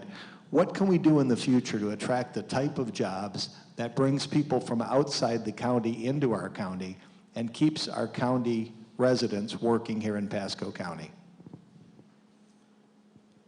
Already in Pasco County, we have a diverse employment or employee base, especially in the Wesley Chapel area. There's nurses there, there's doctors there, there's tech people. They're working jobs outside of our county. And we're in a process right now of building in new developments, building developments that actually are going to have ground ready, 2 million square feet of space for schools, for manufacturing, for other high-tech areas to build out in our county. Those things are happening, and we have the employees here. But as you get growth, I'm going to tell you this, my opponent wants to talk about a moratorium on building. He wants to stop it and then try to build infrastructure from where? I don't know where you're going to get the money, because I'm going to tell you, if you stop the growth of the houses coming in here, you're going to stop the money that's coming in to build the roads and expand our infrastructure that needs to be expanded. That's the only way this growth is going to happen. And as that growth comes in, we will take care of managing the people that come in, the development, the different manufacturing. Already we have in Bill Cronin with PEDC, one of the best men I've ever noticed that is going to help Pasco County gain business. We've already gained one business, probably 500-600 jobs in that business. There's another one on the way. This man goes out and meets those businesses and welcomes them into Pasco County. That's going to help us in the future. Someone like him as a county administrator that also can meet people out there will be a great improvement than what we've had in the past. So I look forward to working with Bill Cronin in the future, and I look forward to the growth and the businesses coming in, because we're going to have the rooftops, and we're going to have the people in those rooftops that can work right here in Pasco County. Mr. Delgado, a minute to respond. Yes, sir, thank you. I think the 500 jobs that my opponent alludes to is Toledo, who just came into the county, or is coming into the county and bringing 500 employees with them. There's not a net gain of jobs. That being said, here's a reality. We have 270,000 citizens in this county that are job age. They're not children, and they're not retired. And we have 83,000 jobs in the county to accommodate them, which is why they're going to Hillsborough and taking their lunch money with them, and why they're going to Pinellas.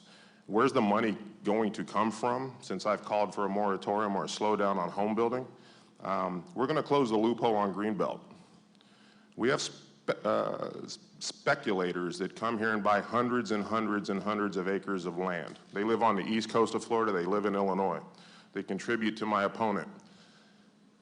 Instead of paying in the ballpark of $350,000, $400,000 a year on these parcels that they have, they're paying $3,500.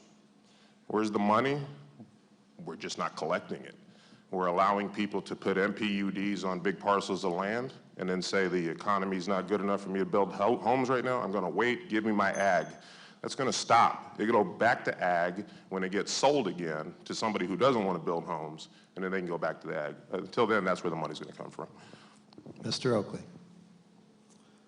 Well, I tell you what, the Greenbelt has nothing to do with the amount of taxes that we're going to get on a piece of land. The Greenbelt provides for that farmer that's been there in his entire life and put his entire life in that property to protect him until that property is developed another way, and at that time it is developed another way, it is going to bring in tax dollars to this county.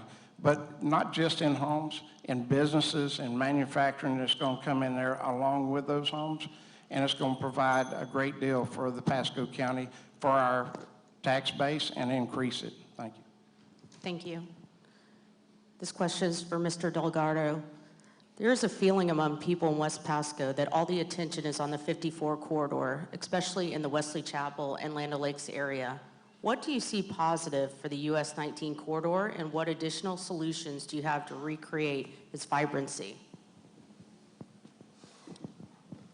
It's not going to restrict itself to Wesley Chapel. It's going to keep coming up. My opponent recently indicated that he wanted to drop impact fees and make them uniform. They are different around the county because I suspect the county commissioners wanted to protect some certain lands and make it a little less attractive for build. My opponent's gone on the record and said he doesn't like that. He wants to open it up.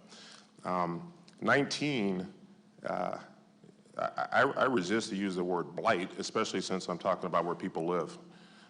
I think what people mean by it is that it's older. It needs to be refurbished and rehashed. If we get out of small businesses' ways, we certainly have plenty of buildings over there to start putting people into and incentivize them to do it.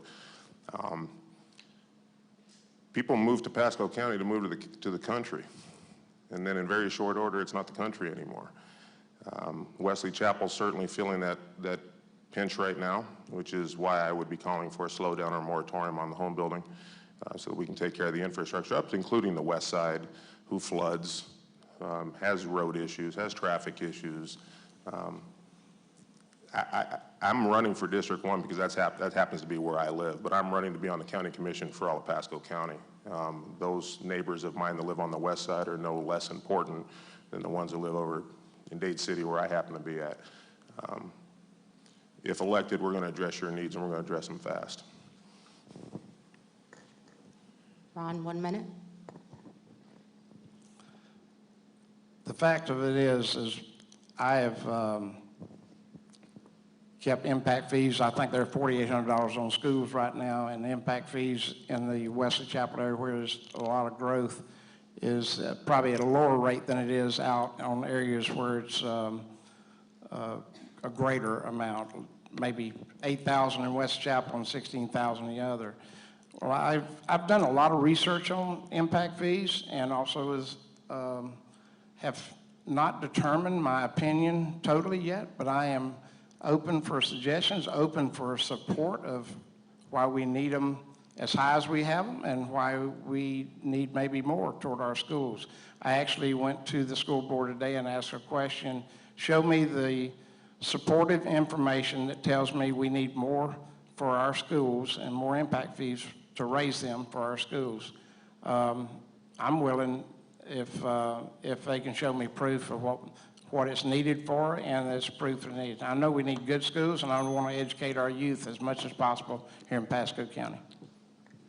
30 seconds. You know, actually in 2015, a report came out to the school board indicating they need to double school impact fees. The county and the commission did nothing. The reason that there is a disparity amongst impact fees is because we've taken part of this county and said to the developers, it's all yours, and we don't want to disincentivize you from coming in. So we're going to keep it really low. But it gets worse than that. Even after lowering it to those rates it makes it attractive for them, they still come in and ask for the credit and not do it. So they'll build the homes and accept the cars and accept the students that have to go to school, but not build the schools, not build the roads, not build any infrastructure, just setting us further behind. Thank you. Okay, our last question for Mr. Oakley. One of the most troublesome issues facing the County Commission is how to fund drainage improvement. Storms the last few years have revealed numerous trouble spots, but solutions have not been forthcoming. What will you advocate? Repeat that again. I missed a word there. One of the most troublesome issues facing the County Commission is how to fund drainage improvement. So flooding issues in the county. Storms the last few years have revealed numerous trouble spots, but solutions have not been forthcoming. What will you advocate? In the flooding issues that we have in Pasco County, we have a assessment that we charge all of our citizens that go into stormwater, because all of us in Pasco County pay a stormwater fee. That fee, I think it amounts to quite a bit of money in a year. I believe their budget was $18 million, if I looked at it just right the other day. The monies need to be looked at based on priority of the issues, and we need to make sure that we prioritize those and take care of those issues as they come up. I know Moog Road is one of those issues that's coming up, and it's going to be taken care of this coming year. Questions I had when I sat in that meeting the other day was they were talking about how much more it costs when we get outside contractors to do that kind of work.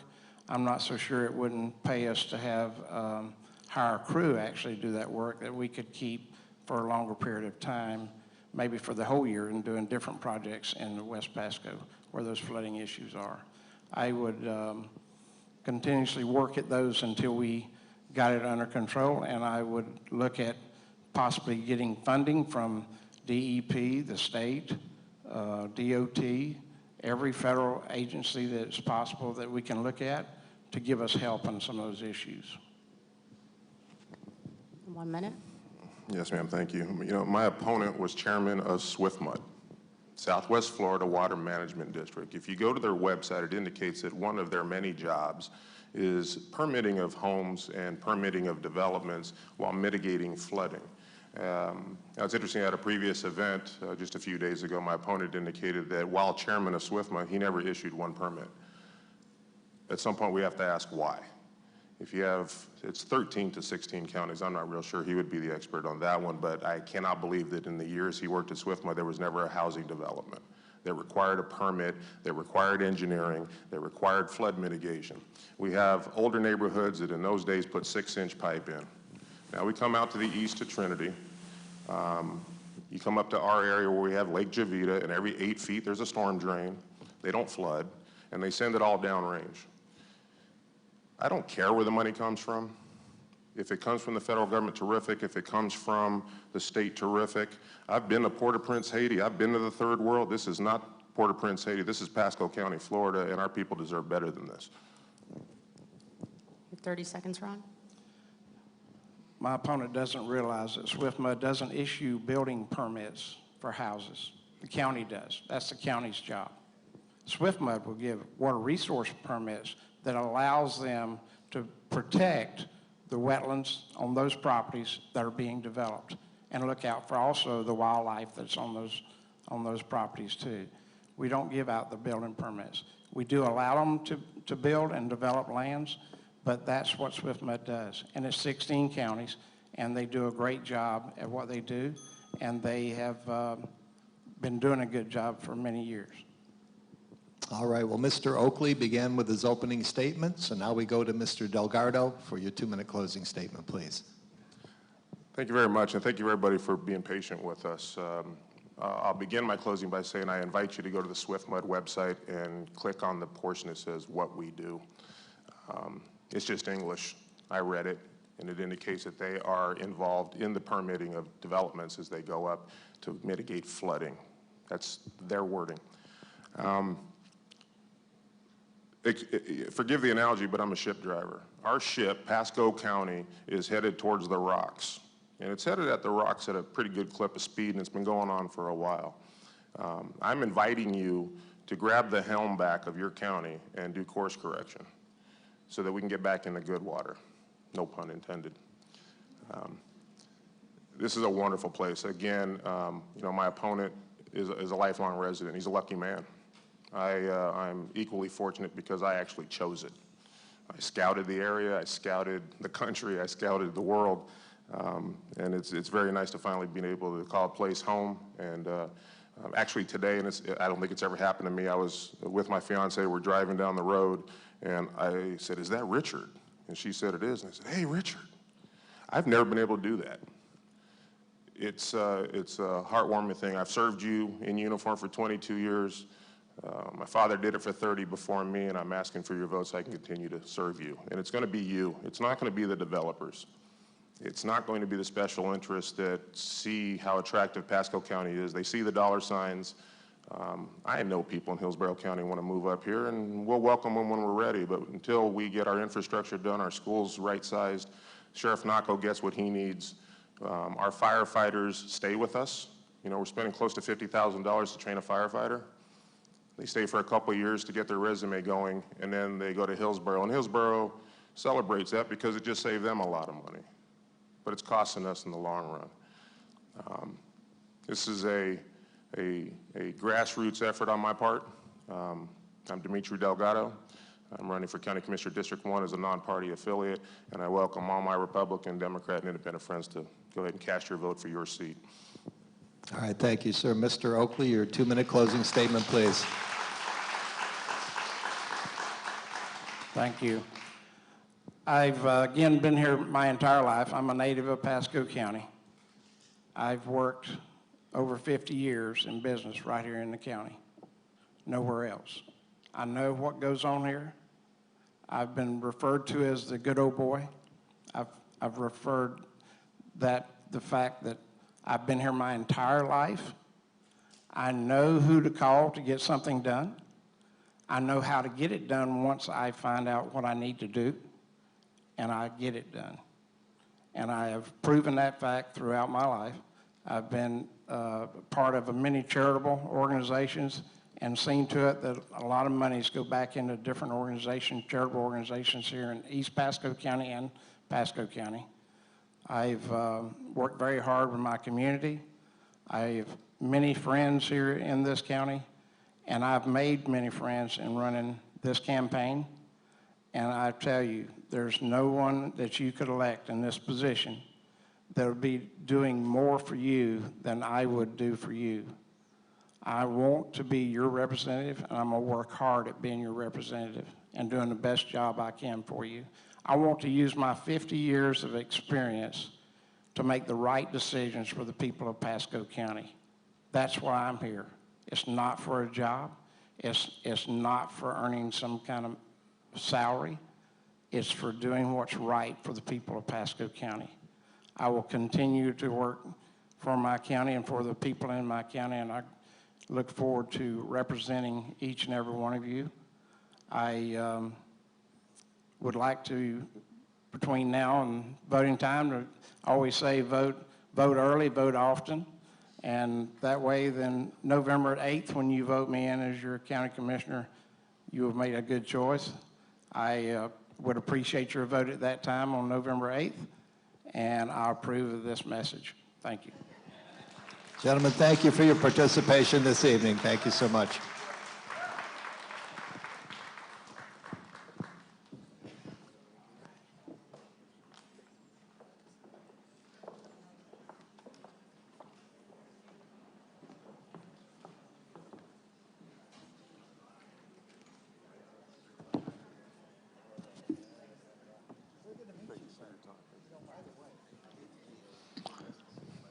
Thank you, gentlemen, and good luck. We will get on with District 3 debate with Catherine Starkey and Barry Harwith in just a couple of minutes. We have questions out front. If you want to ask the candidates, fill those out, put them in the appropriate box. As many of you have heard, we are being streamed by Tampa Bay Multimedia. We want to thank them for being here. You can watch all of this starting tomorrow on WeBeam TV between now and the election. It will be continually running, so you can watch this throughout. Spread the word. Thanks for being here. We'll get started here in just a couple minutes.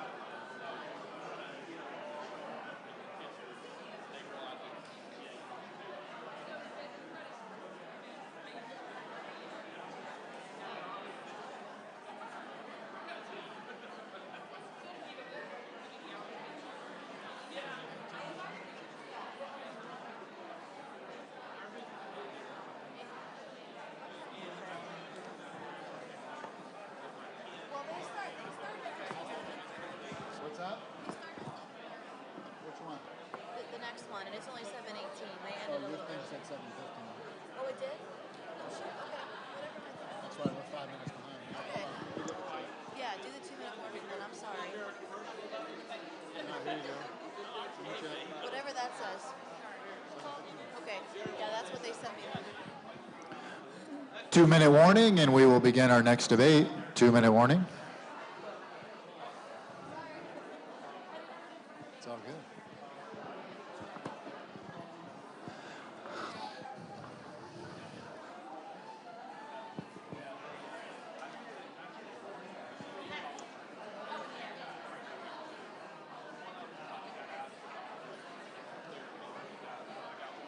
Cynthia, is Greg still here? Greg left? Should be out. Why?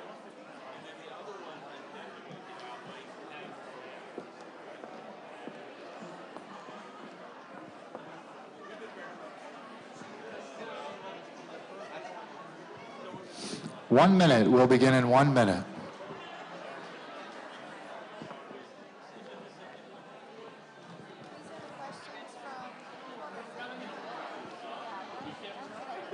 Who's going first?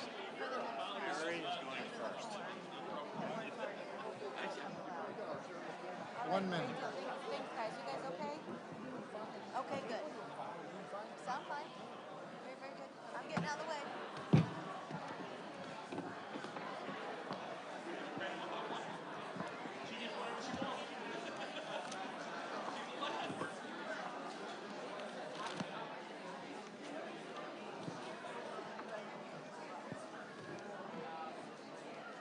Hey, John.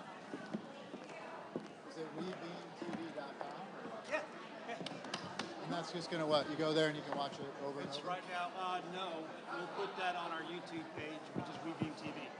You can rewatch it? You can watch it, and you go to our Facebook, WeBeam TV. webeamtv.com to watch right now live? Yep. Or it's on Facebook? It's on Facebook, YouTube, and WeBeam TV right now. It'll be rerun on YouTube and Facebook. Well, Facebook parks it there, so. But it'll be there tonight. When it's over, it's done. But it's live right now, like Tampa Bay Multimedia? Not Tampa Bay Multimedia? Tampa Bay Multimedia is my parent company. I own WeBeam TV. Just say WeBeam TV. That's it. But that's who's broadcasting? Okay, we're going to go ahead and begin our next debate. As you've heard, we are live on Facebook. It'll be available on YouTube. We want to thank WeBeam TV. You can go to webeamtv.com to check that out. Thank you all. Welcome to the West Pasco Chamber of Commerce General Election Debate. My name is Jeremy George. I'm the MC and chairman of the Public Policy Committee meeting, and we are the organization that put that together. We meet on the second Wednesday of every month. If you want to become more active in your community, we are always welcoming you. We have our moderators here tonight is Steve Sherdell, who is the managing partner of Hits 106. Thank you. Tina Shelton, who is the West Pasco Chamber of Commerce chairman, and Queen Chasco. Our timers filling a very important role this evening, Nora George and Cynthia Armstrong. The way this is going to work is the questions will alternate. As an example, Steve may ask one question. The candidate that is asked the question will have 2 minutes to respond. When you have 1 minute remaining, when 1 minute is remaining, you will see a green light appear. The green light is down here on the box. 30 seconds. When you have 30 seconds, it will go yellow. And when your time is up, it goes red. Occasionally, Cynthia may have to ring the bell. That means it's over. The way it will work is Steve may ask one question, and then it will alternate with Tina as an example, then asking 2 questions. We've taken questions from the audience and throughout the chamber members. If you want to submit questions, they are out front. Fill those out, and we will get those hopefully mixed into the pile. Please turn all cell phones off. Thank you so much for being here, and good luck to the candidates.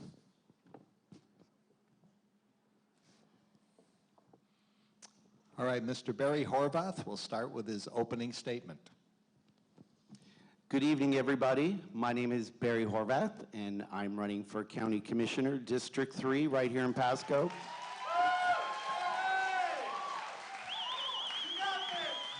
Thank you for the warm reception. First, I want to thank the Chamber of Commerce for what they do in this community.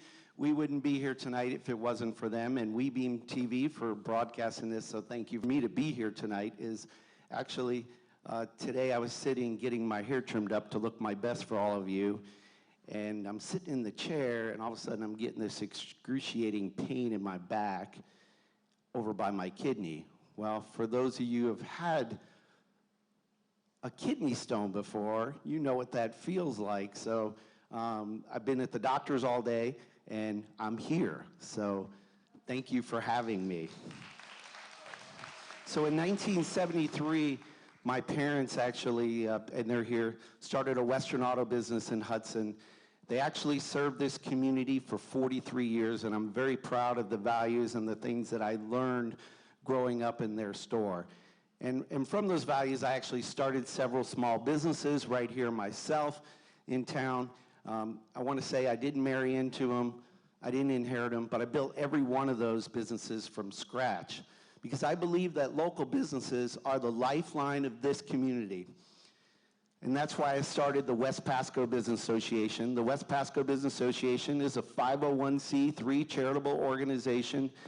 Many of you know what it does. We promote small local business right here in this town, and we give back to the community. Some of our events are like How the Grinch Saved Christmas, where we support local families in need, and we do that annually during the holidays, and we've helped many, many families. We also do a breast cancer awareness fundraiser each year annually. So, and jobs are a big part of this county, as most of you know, and I've heard everybody talking about it. The fact that 85,000 people every single day get in their car and go to work somewhere else, to me, is actually unacceptable, and I feel like we need change there. And I'm successful in all my endeavors because I always like to take a proactive approach to everything I do. And one of the first proactive approaches, of course, I want to address are the flooding issues that we have in this county. And I also want to make, you know, since I'm all about small business, we need to make the business startup process easier. We got to cut through the red tape. We need to get pre-developed site plans out there. You know, we need to make that happen. If you don't make it easy for business in this county, how are they going to want to come here? Also, the number of outstanding housing permits in this county, especially in the 54 corridor, is unacceptable to me. Thank you, Mr. Horvath. Now a 3-minute opening statement from Commissioner Catherine Starkey. Thank you, Barry, and I know that's painful, so congratulations for being here. I'm Catherine Starkey. I'm the current chair of the Pasco County Commission. I'm the only female on that commission, and I am a mother of 4, a grandmother of 2, and I'm happily married to my husband, who's here, Trey Starkey, for almost 25 years. My mom's actually here from Miami, too. Hey, Mom. Starkey family's been here in this community since the 1930s, and I'm very proud to continue on the legacy of community service that this family started back in the 1930s. We're members of the Presbyterian Church of Seven Springs and members of many civic and charitable organizations. As I've said to this group before, 25 years ago when I married my husband and stopped working in the corporate world or business world, I rolled my sleeves up and tried to make this county and community the best possible it could be and to give its citizens the best quality of life. I was happy to be appointed by 3 different governors to various local, regional, and state boards as I made my way through the local government process and the regional governments and state governments. I learned a lot. Some of the things that helped me prepare for the job I have now are graduating from the USF Water Leadership Institute. I served 6 years on the Pinellas-Anclote River Basin Board appointed by Governor Bush and Governor Christ.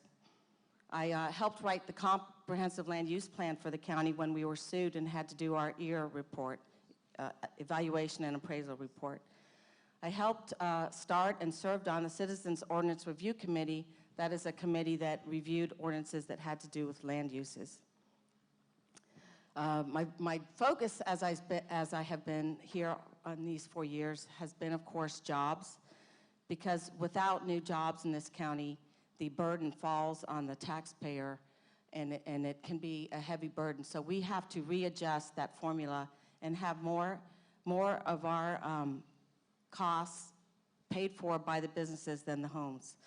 And I helped to bring the mobility fee here to Pasco County long before I knew I was going to be a county commissioner. But I knew that was going to incentivize jobs on the 54 corridor. We don't incentivize houses, but we do incentivize job growth. I also helped start the International Council and started a program called Growing Global to help our local businesses learn how to export, because we've never done that in Pasco County. And so we're helping local businesses reach new markets around the world. I inherited a district, District 3, that has massive flooding issues, and started sending resources to the Trinity and Thousand Oaks area. And if you saw during this last flooding event, the water got out of there a lot quicker, but we have a lot more to do in that area, and I'm sure we'll talk about that later tonight. Thank you very much.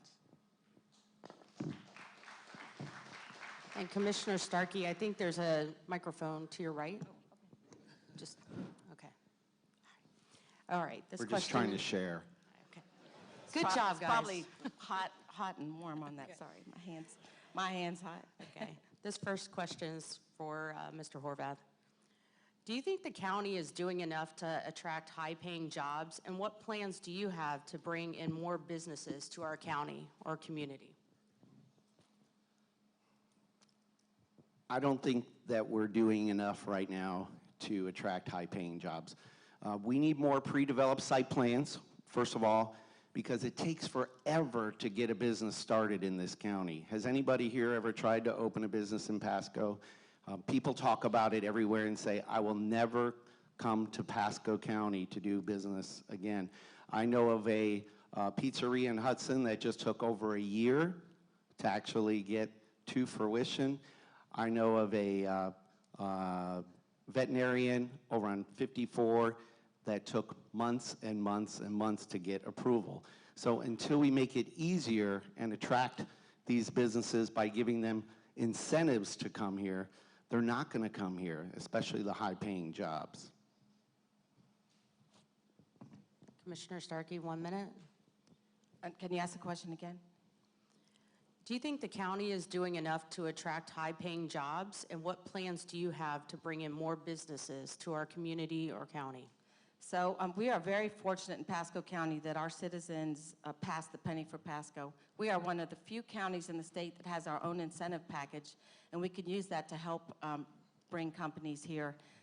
You can see the state is kind of shying away from that, so we're going to use that to our great advantage.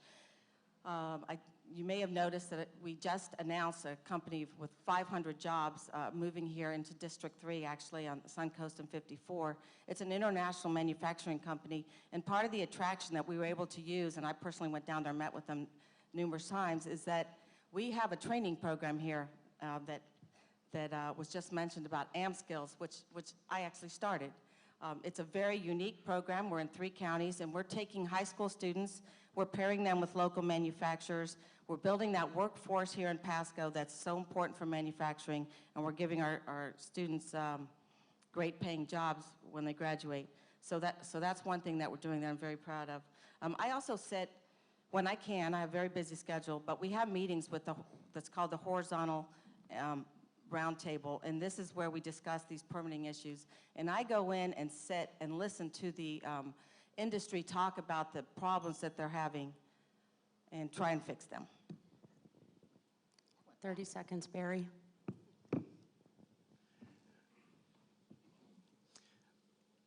We all need, the jobs are so important to the livelihood and the economic development, and I'm proud to say that I employ many people in this county, and they're all from this county. I don't know that my opponent can say that, or if she's ever run a business personally. I believe their own blueberry farm brings in employees actually from out of the area. So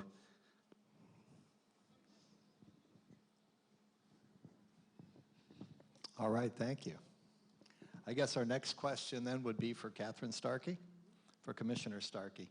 Commissioner Starkey, one of the things that we realize as West Pasco citizens and as a member of the West Pasco Chamber of Commerce is a disparity between the east side of the county and the west side of the county. We have heard, and again, I'd like your comment on this, but we have heard that a disproportionate amount of funding goes to fund ball fields and other amenities over on the east side of the county, while the west side of the county is in a state of blight or disrepair. There's maybe a kinder term for that, but I do business here and I live here, and I think it's a reality. And what we wondered is, or what I wondered is, what can you promise that you will do to take some of that focus away? Everybody likes the front runner in the race, everybody likes the horse that's going to win, but what can we do to revitalize West Pasco County, to give back to our neighborhoods and our businesses in the community, to make it a whole county of prosperity, not an east-west disparity? Okay, you asked two questions there, and I have 1 minute. Okay, so impact fees are divided into 3 zones: east, west, and central. So those impact fees that are collected on the east side get spent on the east side, those on the central get spent in the central, and those on the west get spent in the west. So you cannot cross over most of the time. You know, the east side is different than the west side. Now I'm talking about Dade City versus Land O'Lakes versus Newport Richey. But we've done some things to protect the east side from development. And I'm messing up my answer. Okay, on the west side, I am working hard on US 19 to revitalize it. I do walk-arounds in the communities that are have been very challenged, or bus-arounds. We take the code enforcement, we take minimum housing staff, we take all kinds of staff, and we look at solutions to help improve those neighborhoods. And I'm also getting ready to announce a very special overlay district for my part of US 19 that will be a different kind of zoning process so that businesses can come to that area more quickly and have a cheaper process through the permitting. And I'm very happy to say we're starting to tear down some of the buildings that are neglected, like Holiday Square just came down this week. We're also working with Senator Fasano's office to identify businesses in the 19 corridor that don't have the proper licenses to be there and the improper zoning. So we're moving from a reactive code enforcement to a proactive code enforcement this year, because in our budget we were able to get 4 more code enforcement officers. So I would say it may look like you're getting more money spent in Wesley Chapel, but that's just not the case. We're going to be spending it across the county evenly, and some of it is because you have to spend it where that money is generated. Mr. Horvath, you have a minute to respond. 1 minute? Yes, sir. The east side is a different world than the west side, and their goals are entirely different. The people out east love the rural country. They love that lifestyle. Over here on the west side, we're definitely more, there's more of a build-out going on. In fact, there's so much build-out going on that we are not focused on revitalization right now. There's actually almost 20,000 outstanding permits in the 54 corridor with the lack of planning for any infrastructure. So we need to shift that new growth into, I'm in favor of growth, but we need more revitalization, which is going to bring up our home values. If we revitalize these worn and tired areas, it only makes sense that the whole area will improve and property values will go up.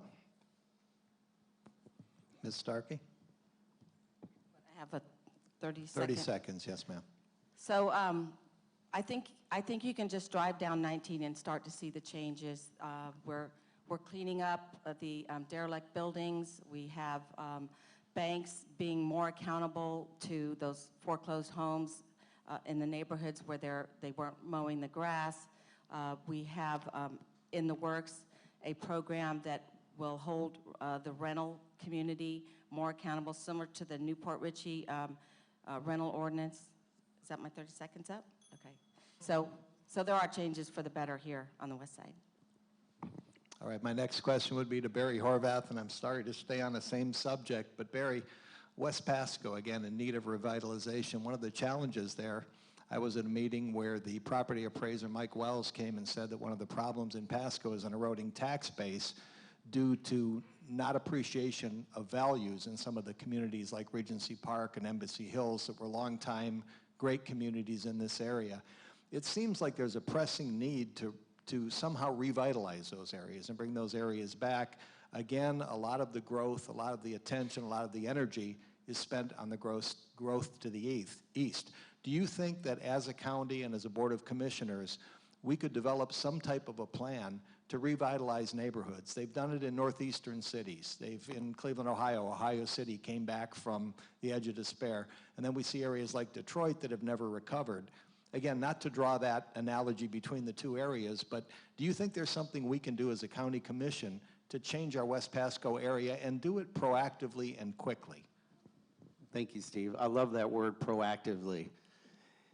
You know, I actually grew up in Embassy Hills in 1973, and I know this is going to shock all of you, but that was the premier neighborhood in Pasco County, and it has changed so much. I believe that we need to offer more incentives to revitalize these worn down areas, and if we don't do that, they're just going to keep deteriorating. We're going to get more homeless population because the areas are going to be run down. I mean, we have one of the worst drug problems in the country. The pill poppers are all over Pasco County. So if we don't focus on revitalizing and cleaning up some of these rundown areas, we're going to keep getting the same thing. Commissioner Starkey. One of the projects I have coming up is working with our legislators on an appropriation, we're going to call it a pilot program, to help revitalize not just US 19. We're going to do US 19, 41, and 301. And that way we engage all our legislators, and we're looking for help to have a pool of money to incentivize some of these older structures to upgrade their signs and their landscaping so that they can compete better with the new businesses that are coming along on the 54 corridor. Because there's definitely a big difference since we changed the ordinances where you have to have landscaping, the lower signs. Those businesses look much nicer, and I'm happy to say I formed a 501c3 Scenic Pasco that led the charge to change all those ordinances. And so we want to incentivize the businesses on these corridors with some kind of pot of money that says, if you take down your sign and put in the new, nicer sign, we will help you pay for that, and we're going to use that as a pilot program. Mr. Horvath, 30 seconds to respond. If you've ever run a small business, you know how important signage is, and I'm all for it being beautiful, but it also has to be functional, and it has to attract customers. If you don't have customers, the business is not going to survive. The sign ordinance and the things that are going on with the signs, to me, is secondary to the flooding that's going on right now. And I think our current county commission have shifted the flooding to be a second priority over the sign ordinance. All right, this next question is for Commissioner Starkey, and it's one from the audience. Do you feel that the two amendments to the Florida homeowners exemption are necessary, and how will they impact county revenues if they are passed? Well, as a person who sees the pinch in local government funding, I would hate to see local government lose more revenue. In 2004, our millage rate was over 9, maybe 9.4, and as the economy grew and the home values grew, this county rolled back the millage to the point where it got down to 5.4, which was great, except one, they didn't save any money, and two, then Save Our Homes came in, and the 3% cap, and it caught Pasco County in a unique position. It took $30 million out of our budget, a huge chunk out of our budget, and we've never recovered. So I would hate to see more funds come out of your local government, but if it does pass, then we will find a way to keep giving you the level of service that we can with the money that we have. And that is something that was very eye-opening for me when I became elected and to the county commission and looked at those budgets. We're in for a challenge in the next few years because our needs are greater and our budget is very constrained. So I'm concerned for the future, but I'm rolling up my sleeves and finding solutions. And one of those is bringing more jobs here. Absolutely. That's what's going to help this county get out of the heavy taxation on the property owner. So, Okay, Barry, 1 minute. Can you repeat the question? Sorry, I didn't hear it at Sure. all. Do you feel that the 2 amendments to the Florida homeowners exemption are necessary? And how will they impact county revenues if they're passed?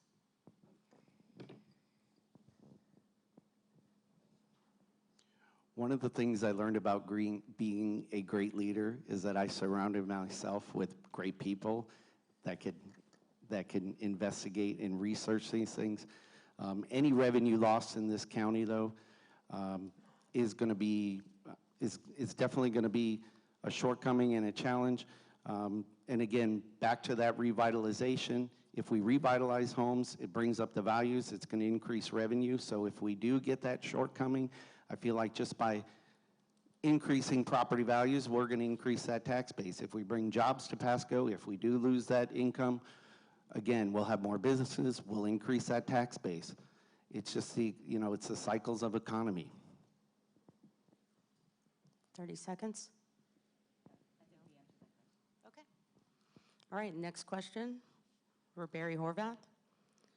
So you mentioned about the flooding issues a couple times. So what should be done to address the repeated flooding problem in West Pasco?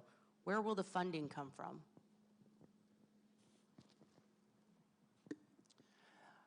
During these last couple storms, I actually I've met with people on flood task force to discuss the different options. There's people that have been working on this for 8 years, and right now the current solution is, we say it's getting better. I don't think it's getting better.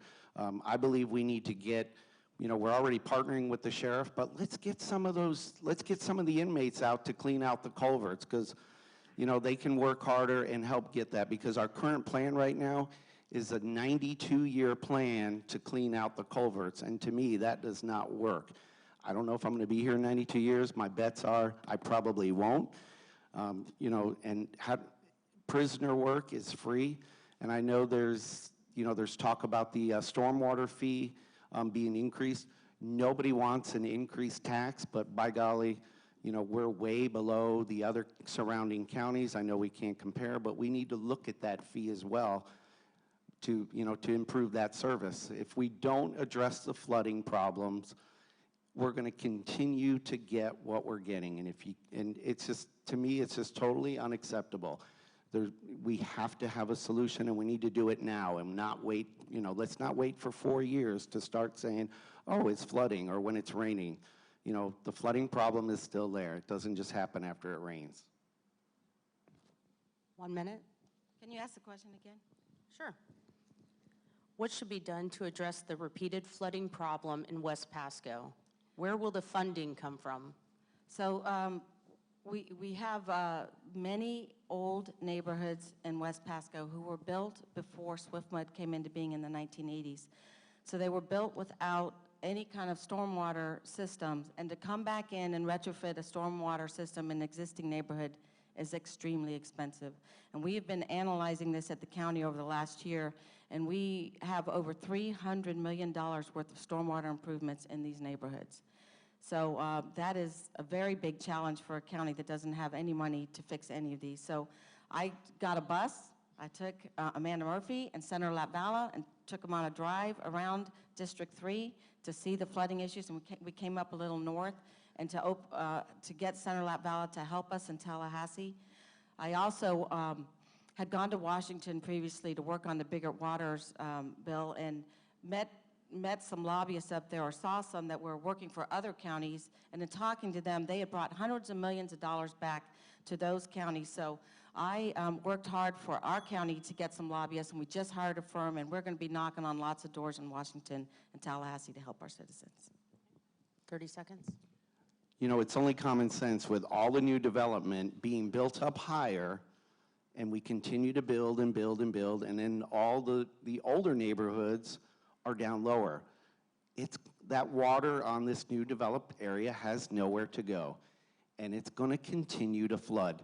Some of these older neighborhoods actually have drain pipes that are as little as 6 inches. So in the newer communities, they've built them up bigger with the larger pipes, but common sense tells you you can't keep building, building, building and expect it not to flood and not be proactive again.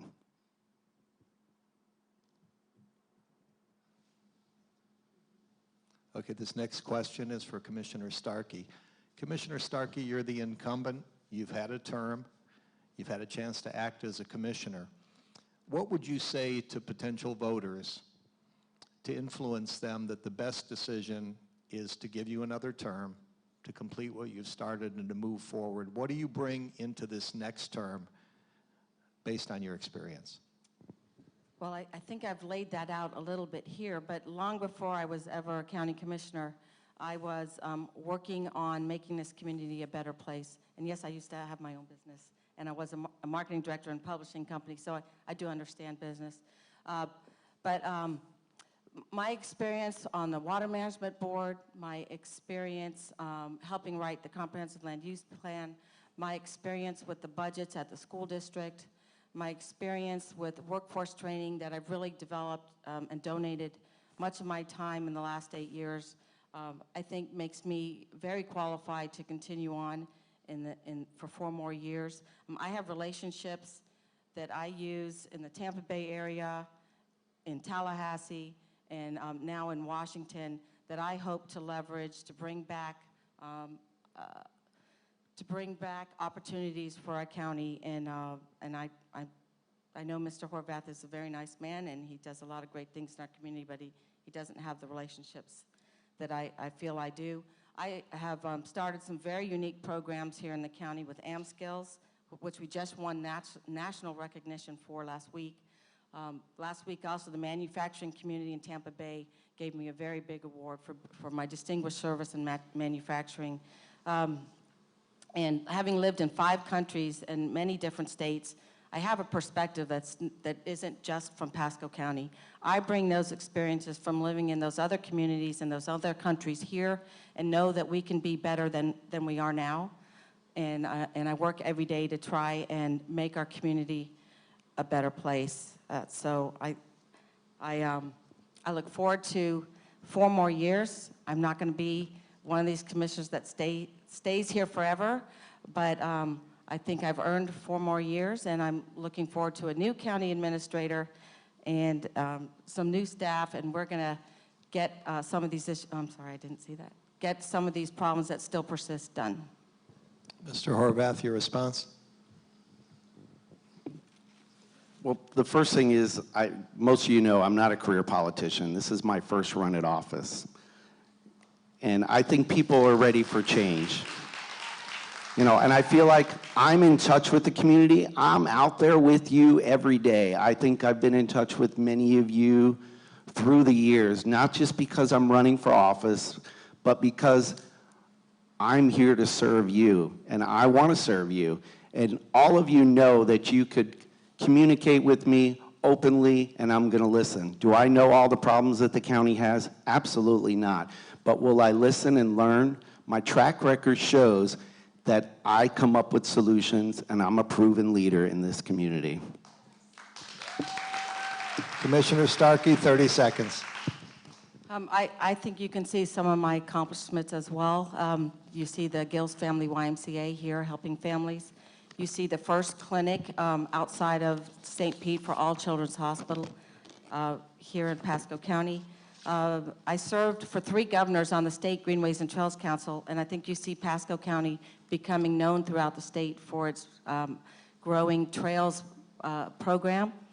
And so I'm pretty proud of my accomplishments. I was the first ever school board member of the year for the state of Florida, and that was, I was elected to that honor by the business community in the state of Florida. Thank you.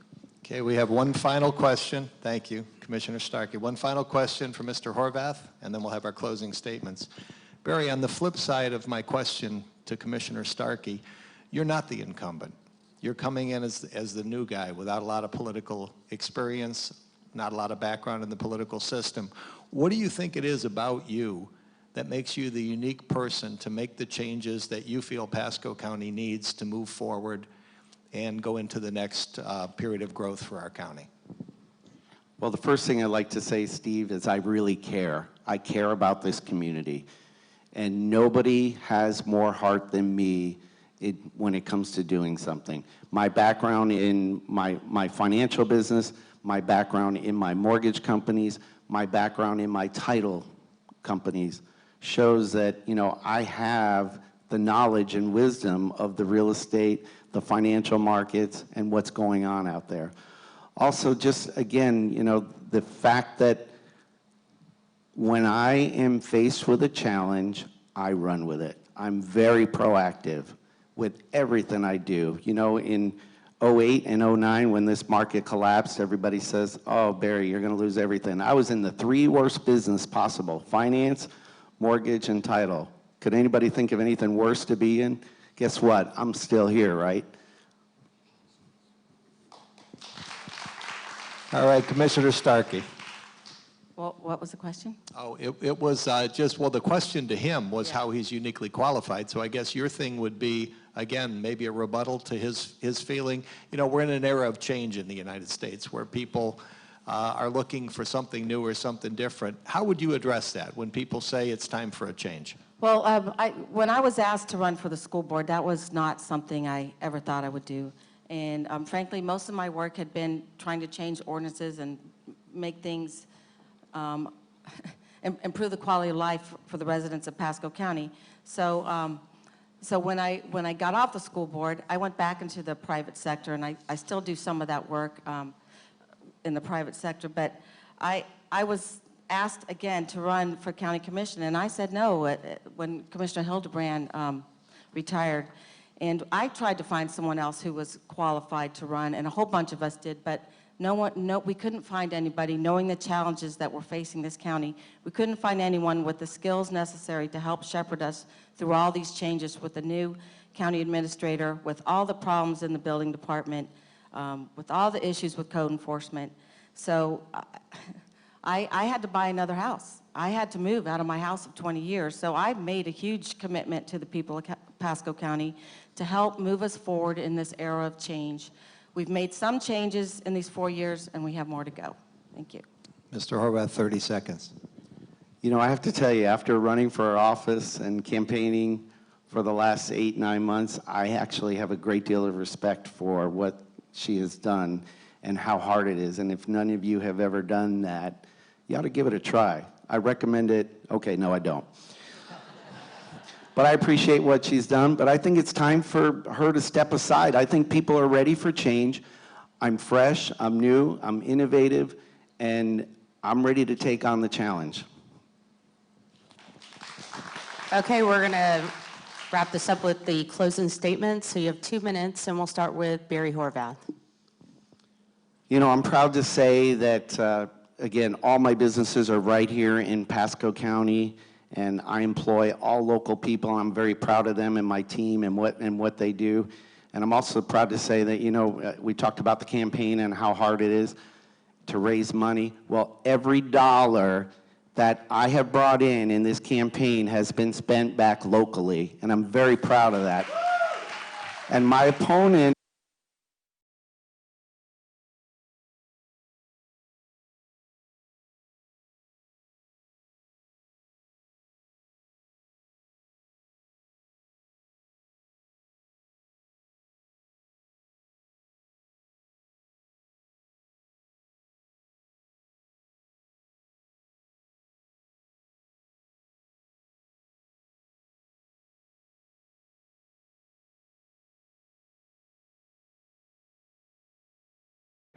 But the most important thing for all you to know is that I'm here to serve you. I think we've lost sight in politics that this is for public service. And if you lose sight of that, you know, things will not change. I know that if I get this, once I'm elected, that my goal will be to make sure that I serve every one of you.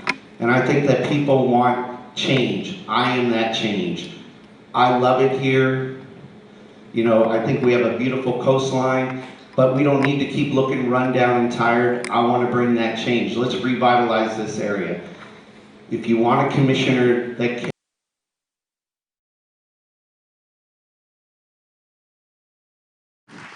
And remember, I'm not running for office, I'm running for you. My name is Barry Horvath. Think of me November 8th. Okay, Commissioner Starkey, you have 2 minutes on closing statements. I feel like we've been making closing statements for the last 3 questions, kind of. But again, I'm very proud to be serving you as your current chair of the Pasco County Commission.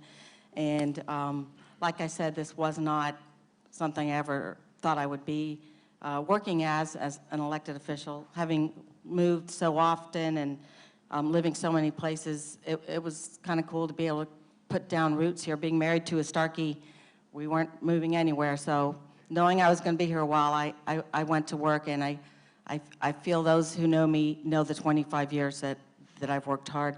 Even when I left the school district, I still stayed working and helping to make the school district the best it could be. I still serve with the Pasco Education Foundation in their Cinderella Ball, which I helped start. We raise money for the teachers and students so they can get scholarships. I also am serving on the Ford Next Generation board. The Ford Foundation is coming here from Michigan, and they're going to work with us to help make our career academies in our high schools, which I brought to the Pasco County, the best they can be, because frankly, they're not so good. I'm a commissioner who gets up in the morning and does my emails early, and I don't get home till 8 or 9 o'clock at night, because I am working hard, because I know I'm not going to be a lifetime politician. I'm not going to do this for long, but I've always been a person who had a lot of energy and worked hard. When I did my first business when I was in 5th grade, and I gave arts and crafts lessons to my neighborhood, the other neighborhood kids. And I worked 3 jobs when I was in college at Florida State. So I've always worked hard.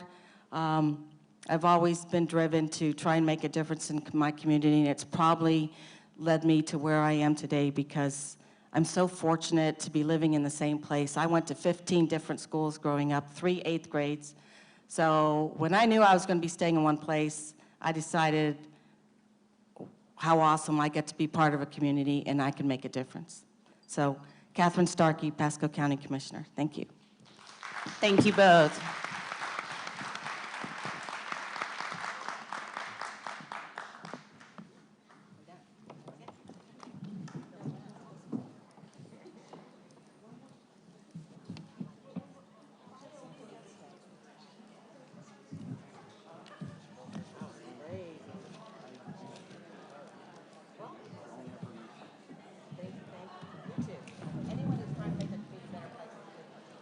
Thank you both.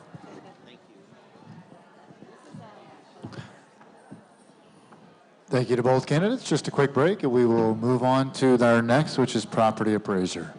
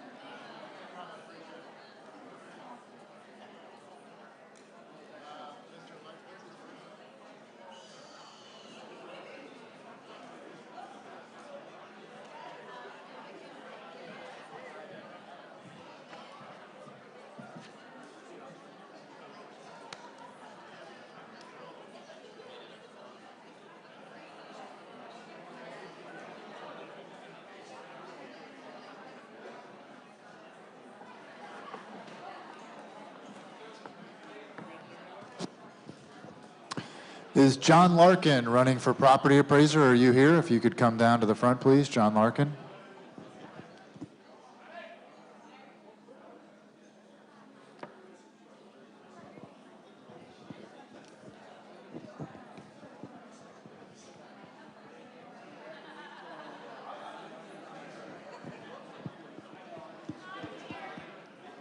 Not here?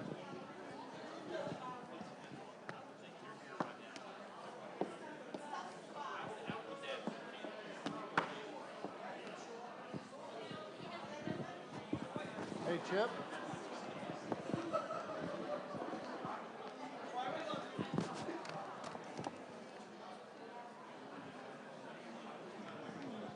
There's no way that's it.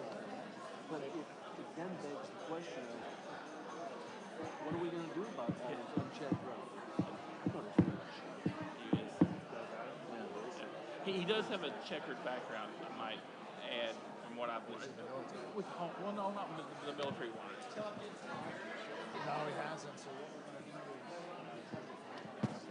we're going to do is He didn't show the Saturday one. CT told me he's not showing Monday night. I'm scared of it. I don't know. How did you learn in front of me? Gary Joyner Jr. I'm not. There you go. whatever you want. It's your name. So you tell me. Gary Joyner.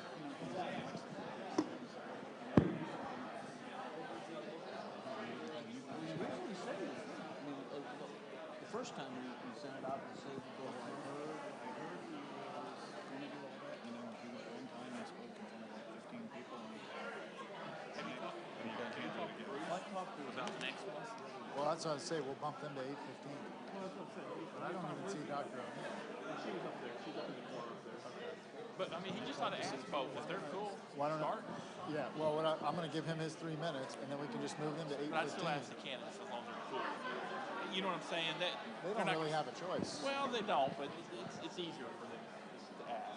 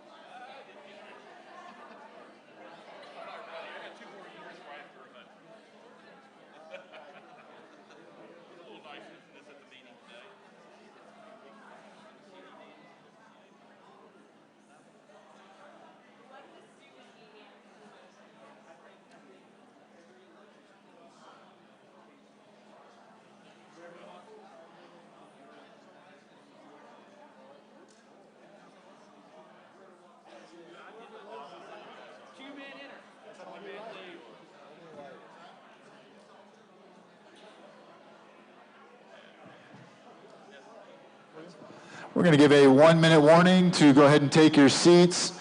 The next debate, we did not have our second person show, but we are going to give Gary Joyner 3 minutes as property appraiser, so please be respectful of the time. We'll close the doors here 1 minute. 1 minute so we can hear from Gary Joyner.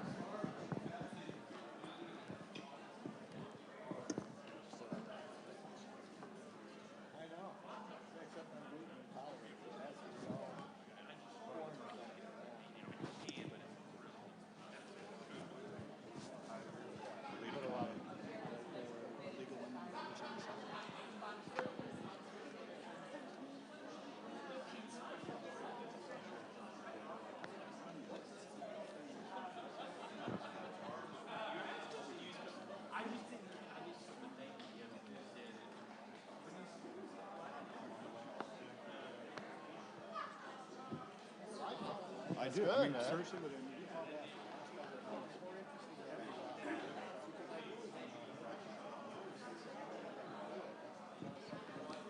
If we could go ahead and take our seats here, take our seats, please. We'll ask if we could shut those doors out to the hallways. We encourage you to come in, take a seat, and listen to Gary Joyner. Please come in, shut the doors in the back, please.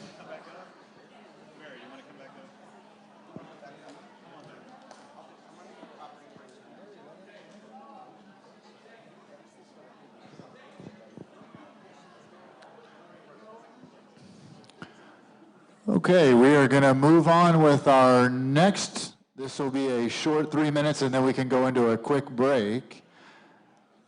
I would like to introduce, here at the West Pasco Chamber of Commerce, my name is Jeremy George, Chairman of the Public Policy Committee. We are putting on the debates here. We did invite all candidates who are running. Unfortunately, we only had one respond on the property appraiser. We would like to give Gary Joyner his 3 minutes. If you could please keep your cell phones off and undivided attention. Gary. Thank you. Thank you very much. My name is Gary Joyner. I have to say, I hope the crowd didn't leave because it was my turn. There was a pretty good crowd a minute ago. But I am Gary Joyner. I am running for property appraiser. I'm a lifelong resident in Pasco County, born and raised in Newport Richey. I have my wife here and my son Chase, my wife Sherry, sorry, and my son Chase here. I spent the last 33 years working for the tax collector's office. I started from the very front, on the front counter. I've worked my way up to director of operations right now, where I oversee our 5 offices and approximately 170 employees. We handle about 50,000 customers a month, so customer service is what I do. You know, I want to take those same skill set, managing customers, managing staff, and take them over to the property appraiser's office. One of the things I want to do when I get there is improve their technology. Their technology is probably about 20 years behind. We want to bring them up to date, get them off the old mainframe they're on. And I think in doing so, listening to the commissioners' debate tonight, one of the things I keep hearing about is revitalization, bringing things up to speed, getting the neighborhoods brought back up. And with all the new growth, I think with modern technology and new technology, getting all of those assessments on the roll quickly will help us do that with the new technology. You know, one of the things I've said in the past, and I hear a lot of it tonight with the commissioners, is, you know, the older neighborhoods, bringing them up.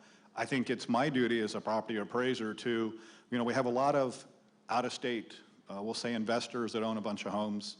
They've kind of let those homes go down. I think it's my job to do what I can within the law to go after them and hit them a little harder in the wallet to say, let's clean them up. You know, whether you live here and represent Pasco County or not, if you want to own the homes here, let's work to clean them up, and we're going to work to clean them up. I'll do what I can as a property appraiser.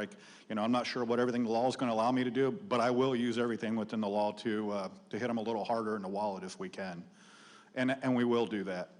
You know, one of the things, if none of my staff is here, if my staff would tell you, I see some of the property appraiser staff here, and I've known Jimmy a long time. I work very hard. You know, I take that back. I do have staff member in the back. I do work very hard. I'm probably one of the first people in the morning and probably one of the last ones to leave. I didn't leave late tonight because I was here. But I love what I do. I love what I did at the tax collector, and I'm going to love what I'm going to do at the property appraiser. So I will give it 110%. I will be full-time. My door will always be open, and I will always be there.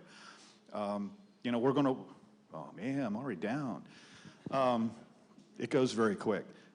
That I can tell you, I will be a full-time property appraiser. I will be there 110% of the time. We're going to, you know, somebody asked me the other day about increasing services elsewhere. You know, I don't want to go spend money and increase services that's not warranted. And we'll look at those things when we get there. If we have to increase the service somewhere, then maybe we'll share with another constitutional, or we'll share with somebody else. Anything we can to save money, that's what it's all about at the end of the day. But I can promise you I'm going to be fair. You know, I heard a little bit of exemptions tonight, and one of the knocks that has been said is I'm out to, wow, Cynthia, that was quick. I'll give you one more. Just let me finish that. You know, my knock was I'm going to take ag exempts away from everybody. That's not true. First of all, property appraisers don't make the law. Property appraisers abide by the law. That is my job, and that's what I will do. Whether it be an ag exempt or a homestead exemption, if an exemption or any other is not warranted, that is my job. I would take it away. So thank you very much. Hopefully between now and November 8th, I can get your vote.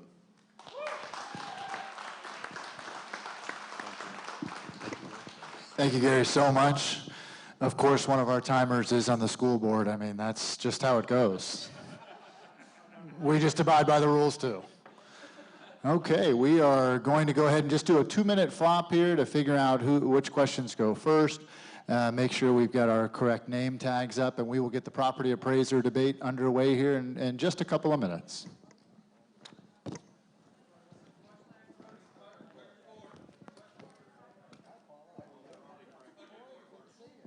Clerk of the court, I'm sorry.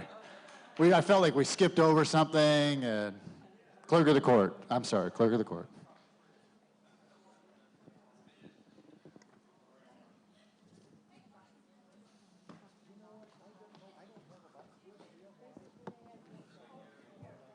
Sorry about that.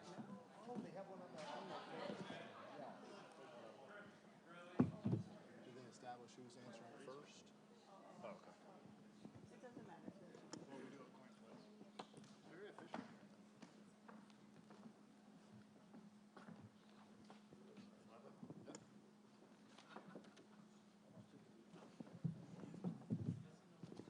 Well, you want to call heads or tails? Okay, it is heads. Would you like to? Okay, so you'll answer. You'll have to do the last four. Well, why would you do the coin thing and then we'll see who goes first? That's unfair. No, we do a coin flip. No, let's do the coin flip and then that way. I just did it. Oh, did you? Yeah. And what did you? It's heads. So she called. Well, I didn't call anything. So why don't you go ahead and do it again? I'll let you. Would you like to call heads or tails? Okay, I guess I'll call.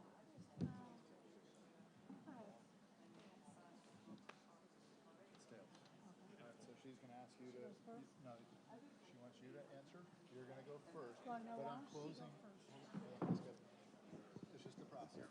And then on the closing remarks, she'll go first. So it's even.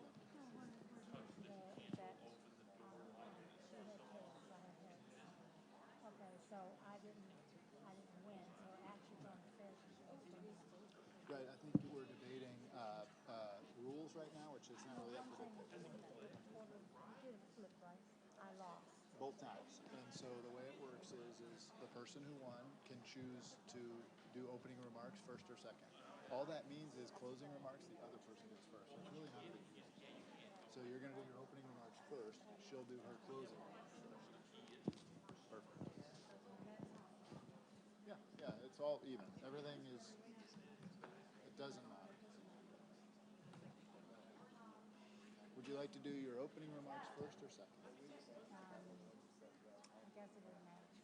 We'll have you first, and then she'll do closing remarks first. Okay. Okay. We are just about there to get our final debate of the evening for Clerk of the Court. Yes, we are being broadcast live on Facebook by WeBeam TV. John, over here in the corner, you guys need some things filmed. They're the people to see. My name is Jeremy George. I am on the Public Policy Committee through the Chamber of Commerce. We're the ones kind of putting on this little show here we have tonight. We meet the second Wednesday of every month at Bob Evans, 8 a.m. We encourage you, if you want to be more involved in your community, more involved in how public policy and what the Chamber does, come on over. It's a beautiful breakfast. I would also like to see a show of hands real quick. Have you seen the progress on US 19 that they're making? We're seeing that? Awesome. I wish Greg Armstrong was here, but that is also kind of public policy, Board of Realtors, a lot of really cool stuff happening on 19 we've heard a lot about tonight, so we are proud. Thank you all for being here. Our moderators this evening is none other than Steve Sherdell, managing partner of Hits 106, and we have Queen Chasco, Tina Shelton, also our chairman at the West Pasco Chamber of Commerce. Timers tonight is Nora George and Cynthia Armstrong. We've really stepped our game up here. We have a official timing device. Look at this, there we are. Oh, this is pretty legit. So we'll make sure our candidates can see the way it's going to work on alternating questions. As an example, if Steve asked the first question, Tina would ask the next two. They are opening remarks is 3 minutes long. You have 2 minutes to answer the question. You have 1 minute response, and then a 30-second rebuttal. And Nora, if you'll show with 1 minute remaining, you see the green light at 30 seconds. You see the yellow light, and at red, that means your time is up. And Cynthia, we know what she does when it's time for you to go. Okay, with that being said, please make sure your phones are on vibrate or off. Good luck to the candidates, and thank you so much. And my question would be, who won the toss and who goes first? Roberta goes first. Roberta, you have 3 minutes for an opening statement. Good evening, ladies and gentlemen. My name is Roberta Cutting, and I am a candidate for Pasco County Clerk of Circuit Court. I use my last name Cutting for what I truly believe in, cutting anything that hurts people. I believe that we need a new face, new voice, new ideas, true integrity, and accountability for wrongful actions. I have been trying since 2011 to hold my opponent accountable for her wrongful actions, and it's been very unsuccessful so far. But I have not given up, which is a good thing. Thank God for that. But anyway, what really pulled me in this direction was the lies and deceit that came from my opponent. And she actually sabotaged my education, my career, and a job that I had lined up with an attorney with false allegations. I went ahead and I thought to myself, there is no way that a public official should ever be able to do that to someone's life, and I was bound and determined not to let her do that to anyone else. So I ran in 2000, the election was in 2000, and I got almost 48,000 votes. Thank God for that too as well. I mean, for someone who never ran for office before, that was good. So anyway, but during the years, she got reelected, and she has continued to make up more lies. I was an intern in her office. She continually denies that I was ever an intern in her office. I have on my Facebook or my campaign website at www.cuttingforpascoclerk.com, you will see all the wrongful actions going on and the evidence to prove it. You will also see the lies that has been conjured up and actually, if one of the questions could be to ask her tonight if I was ever an intern in her office, I would like to see what her response would be. If somebody would ask that question, because I was an intern, and there's a big difference between an intern and a volunteer, and even on my website, the video shows she actually made a distinct difference between the two. So anyway, she's married to Judge Declan Mansfield. He even presided over a case that she was clerk of court at that time, and it's terrible. Things that are going on, public records violations, horrendously. I mean, I've talked to people on my campaign. I pray to God that they come forward with their stories, because many of them have lost. They've went in to pull up their public records, and either half of them are gone or all of them are gone. There's a cover-up of a clerk that stole almost $9,000 from the clerk's office. You can see that on my campaign website at www.cuttingforpascoclerk.com. Thank you. Thank you, Ms. Cutting. Paula O'Neill, your response. Thank you. Good evening. It's really an honor to be I'm sorry, here. opening statement. There I go again, Yeah, as Ronald opening Reagan would say. statement. Thank you. George Bush. Good evening. It's an honor to be here. It's an honor to serve as your clerk and controller. When I was elected 8 years ago, when I ran for office 8 years ago, I said I'd like to serve you online rather than in line. We have accomplished a lot of things in the office that are available to the citizens and our customers online. We serve with integrity, professionalism, and compassion as we work in our office. Those things are very important to us. We are in charge of your courts, your records, and your controller, the controller duties, all the tax money that's collected. We pay all the bills for the county. Every day, including Saturday and Sunday and holidays, we have people in court. We work very hard. It's a team of about 350 people, and it's an honor to have the privilege to serve you, and I hope that I have the opportunity to continue to serve you in that capacity. We have a national award-winning office, and we will continue to keep that a national award-winning office. Thank you very much. All right, I think I'm ready now. The first question would be for Roberta Cutting. And Roberta, one of the things we do as moderators is we try to review the candidates before we come in. We try to be educated and informed so we can ask intelligent questions. Looking at your resume and your background, it seems that there is not a lot of administrative or political experience in your background. And we understand that a lot of your policy or your stated policy is based on criticisms of the incumbent. We understand that you do not feel she should be in the office. My question would be, why are you seeking the office? And if we had her out of office, how would we be served to have you in? What is your experience? What do you bring to the table? For one thing, I bring a new voice, new face, new ideas, and true integrity. I believe that we should, public officials need to be held accountable for their wrongful actions. And even though, and I know that the chamber does support my opponent, so some of your questions are going to be aimed in that sense to make it look bad on me. I understand that. But the thing of it is that we have to, what I could bring to the office is I'm huge on open government. I would like to see open government in every format possible because I would have nothing to hide. Okay, I would also like to, I can guarantee no one would be denied their public records that they are entitled by law to receive. I believe that we need to, in the, people, my experience has been that I don't even have to sign up. I don't know what they do. They do different things various times. When somebody goes in to pull up a public record, not everybody's treated the same way. So in my experience, I would make whoever provides the public records put that down in writing because they refuse to do that for me. Okay, I would like to go ahead and I have an open door policy. Anyone who would, and that would help get problems resolved immediately. If someone's having a problem and they are denied public records that I'm not aware of, I would definitely get to that point immediately. So I use my last name Cutting for cutting corruption, cutting wasteful spending, rechannel funds back to the people.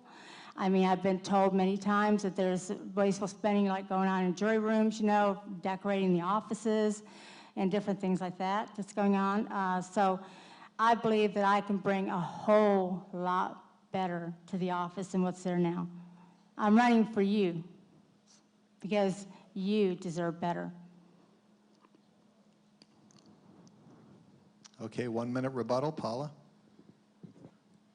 Well, I can't speak to her experience. I haven't seen any experience. I can tell you that I have a PhD in applied management and decision sciences. I've worked in Pasco County government, improving where I've worked for 29 years and plan to continue to do that. I am dedicated to our customers and our citizens and want to make your office and your government accessible and available to serve you. Thank you. Ms. Cutting, your 30-second reply. Yes, I disagree with her on that because she has denied me public records. Matter of fact, on my website, I believe I put a public record document on there that I was denied access. From the time that I was an intern, and she's denied the fact that I was ever an intern, she has made people believe I was a volunteer. So this one public record that I was denied access to, okay, what would have proven even more that I was an intern. So I believe it was intentional, not by accident. So I believe that we just need to start making our government better by having new people in office and, you know, just someone who's dedicated. I'm dedicated, 100%. All right, this next question is for our clerk, Paula O'Neill. So your opponent has brought up a couple times about this internship or volunteerism. So was your opponent ever an intern or volunteer in your office, and was she under your direct management? Thank you very much. Yes, my opponent was, there was an agreement for her to serve as an intern when she first came into the office, and she never filled out the paperwork. So in theory, she was never an intern because she didn't fill out that paperwork. We have her classified as a volunteer. It's hard to have someone in a position when the paperwork's not filled out. She did work a couple days in my office, and we did determine that she was not a good fit for our office, and she has proven that every day since then, that she is not a good fit for the office. Now, those are her employees. A lot of them over there are her employees clapping for her, okay? Laughing about what she said. But the thing of it is that I was an intern. I was sent from Pasco Hernando Community College. At that time, that's what it was called. It wasn't Pasco Hernando State College. I was there for an internship position. I have got all the evidence on my campaign website to prove it, to prove that she even lied in a debate in 2012 that stated I was not an intern. There's a big difference between intern and volunteer. And she's making that distinct difference by even saying that I was not. It's unbelievable that she has lied about that for years and refuses to even own up to her lies. It's crazy.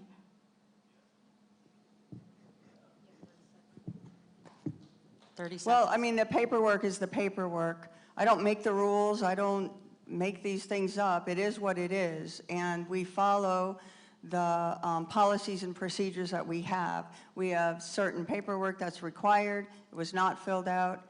It was a volunteer position. And it was just a couple days. Thank you. Thank you. Well, my next question is for Roberta. And again, this is not about your opponent. This is focusing on you. What in your educational background or experience best qualifies you to oversee the county's $1.4 billion budget as the comptroller?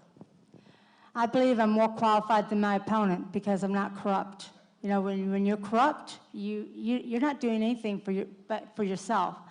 Okay, I have an office system technology degree. I have an office system, or actually, I already said that, but I have a paralegal degree and a bachelor degree in interdisciplinary studies. But that does not, you know, that's not working for the people. All that does is that's actually for my own benefit for the most part. I mean, some of my degrees, yeah, it might help me in the management of the clerk's office, but also one more thing, that the clerk of court is only required to show up for 6 days out of the whole year. Okay, it does not take much education. Most of the employees are doing all the work. Okay, the clerk oversees what they do. So, and that's our Florida Constitution, Article 10, Section 3, that states the clerk only has to show up every 60 days. So, you know, there's no education requirement. I mean, the state transitions a new clerk into office by providing the training they need. We need a new face. We need new people in office to change this corruption that's going on, to stop it, to do whatever we can to stop it. 1 minute, Paula. So there's a $1.4 billion budget that the county has. There's also millions of dollars in the clerk fees and recording fees that are collected. We have 116 Board of County Commissioner funds, over 20,000 accounts. We monitor over $1.8 billion. This is not an easy job. The complicated reporting requirements, we have over 100 reports that are required by the state of Florida every month. We have a very comprehensive annual financial report that's due annually that reports on all the constitutional offices as well as the Board of County Commissioners. That is all coordinated by my office. We have 1,500 payments that are made daily to our vendors. It's very complicated. I have the experience. I've been working in Pasco County government for 29 years, all in financial areas. And we have paid our bills, thank you, and we'll continue to do so. Roberta, you have 30 Oh, seconds. she mentioned vendors. Well, she just recently, not too long ago, hired Tom Jackson, a reporter for the Laker Lutz News. Over the years, in 2012, he helped to win re-election for office. She pays him $5,000 a month for 20 hours of work a week. That's pathetic. That's absolutely horrible. And that's only because he's written articles, raving articles about her over the years. And if you read up on that, you will see what I'm talking about. So what I'm saying, there's evidence out there. The evidence is also on my campaign website. All right, I believe it's my turn for the next question to Paula O'Neill. And Paula, with the shrinking tax revenues, or at least the inability to generate significant new tax revenues in the county, what plans do you have for your office through either technological innovation or cost-cutting or savings measures to streamline and make it a more profitable organization or operation? Thank you, sir. We have, since I was elected in 2008 initially, and then again in 2012, every year, starting in 2009, we have had budget cuts from the legislature. So we have continued to cut our staff quantity as well as improve our processes. We just installed a financial system, replaced a system from 1992, and that went in August. We're working through some of the bumps on that program now, but that streamlines a lot of things from the county to the clerk's office on the payments and also to the vendors. It creates an e-portal for the vendors. We also have clerk-wide developed a state e-filing e-portal. So electronic, all court cases are filed electronically. That was done by the clerk statewide. I'm involved in that. We also are about to go to a new criminal system that will happen in December. That replaces a system that's been there since 1979. And we also are replacing our jury system. So we are improving technology. I have a flyer that I think's been distributed, has a lot of our technological advances listed on there, because as I campaigned in 2008, I'd rather serve you online rather than in line so that I can serve the customers and the citizens better. Ms. Cutting, your response to Paul O'Neill's response. Right. If that system's been in there since 1979, she hasn't done anything with it since she was in office for the last 2 other terms, or she was also the head clerk before she was ever elected in 2008. Also, she talks about how they had to cut staff and everything like that. Why didn't she offer a position to her employees rather than pay Tom Jackson $5,000 a month, or go ahead and actually he only has to work 20 hours a week. That's crazy. And even in the contract, it states that Jackson doesn't even have to be there. He doesn't have to be on site. Okay, so he tell him where he's at half the time, even when you ask for a public records request. But I'm just saying why weren't the employees of the office given that opportunity to get that job rather than give it to Tom Jackson, and or someone who's been laid off that could get the job back? All right, thank you. My next question is for Roberta Cutting. Roberta, if you would be elected to the position, what are the first 3 policies or major changes you would make within the office to make it a more streamlined and efficient operation? I would work with each one of the employees. I believe that to know what their jobs consist of, to find out what their problems are, find out if there's any issues that they have concern about, and address those issues positively. I would go ahead and make the public records more accessible. I would actually open government is huge on my list, because I want to show people where their money is actually going. And I don't want them to have a whole bunch of bureaucratic stuff to have to go through to find it, like I have had. And so those are the main issues. Also, error-free performance. There's so many errors in the documents of the clerk's office and everything. So there's a lot of improvements I plan to make. Ms. O'Neill, your response? Well, I can say that just because my opponent says something doesn't mean it's true. I just have to say that. I didn't get to respond to the last one, so if I can answer this and then respond to that last comment. We have a transparent office. We do believe in open government. There are a lot of files that are protected by Florida statute and by court order and by court rules of judicial administration. It is very critical that those are followed so that victims can be protected. So I can't open up all public records to anyone who wants it. I have to follow the law and the rules that are in place. That gives me an opportunity to go ahead and let you all know that my opponent in the Tampa Bay Times exploited my daughter's sexual abuse case in 2012 to help her win re-election. The Tampa Bay Times stated in their paper, and my opponent was all part of this scheme, that I tried pulling up a confidential file while representing myself as an attorney. That confidential file was my daughter's sexual abuse case. I actually have the evidence online. That's why I don't want you to believe what I'm saying. I want to show you the evidence to prove the wrongful actions that's going on.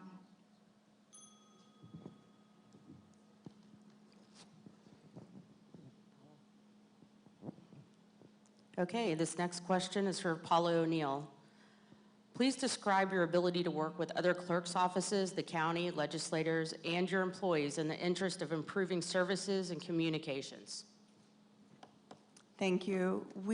I served as state president of the clerks in 2013 and 2014 and work on many committees with the clerks and legislatively, and I probably couldn't even name all of them. I'm also on the Clerks Court Operations Corporation, appointed by former Speaker Will Weatherford, and the Florida Trust, Civitech, which is an organization that is under the auspices of the clerks that creates software for clerk use throughout the state.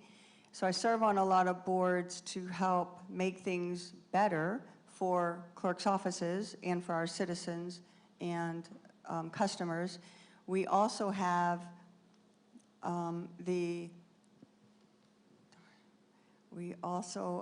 work with best practices, and we follow best practices. So throughout the state, we have a best practices committee. That committee goes through new processes, new statute changes, and determines the best way to follow, and then we follow those best practices throughout the state.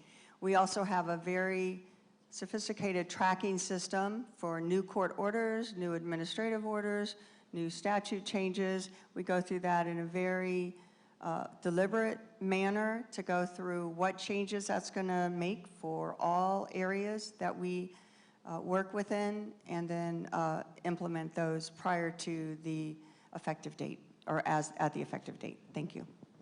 Roberta, 1 minute. Yes, I'd like to say my opponent's really connected. Oh yeah, I mean, she proves that, of course, with all, because, but the connections are really bad. I have tried to hold her accountable. I reported her to many agencies, and because of her connections, they will not hold her accountable for her wrongful actions. And this includes, even Governor Rick Scott, who literally appointed her husband as judge in December 2015.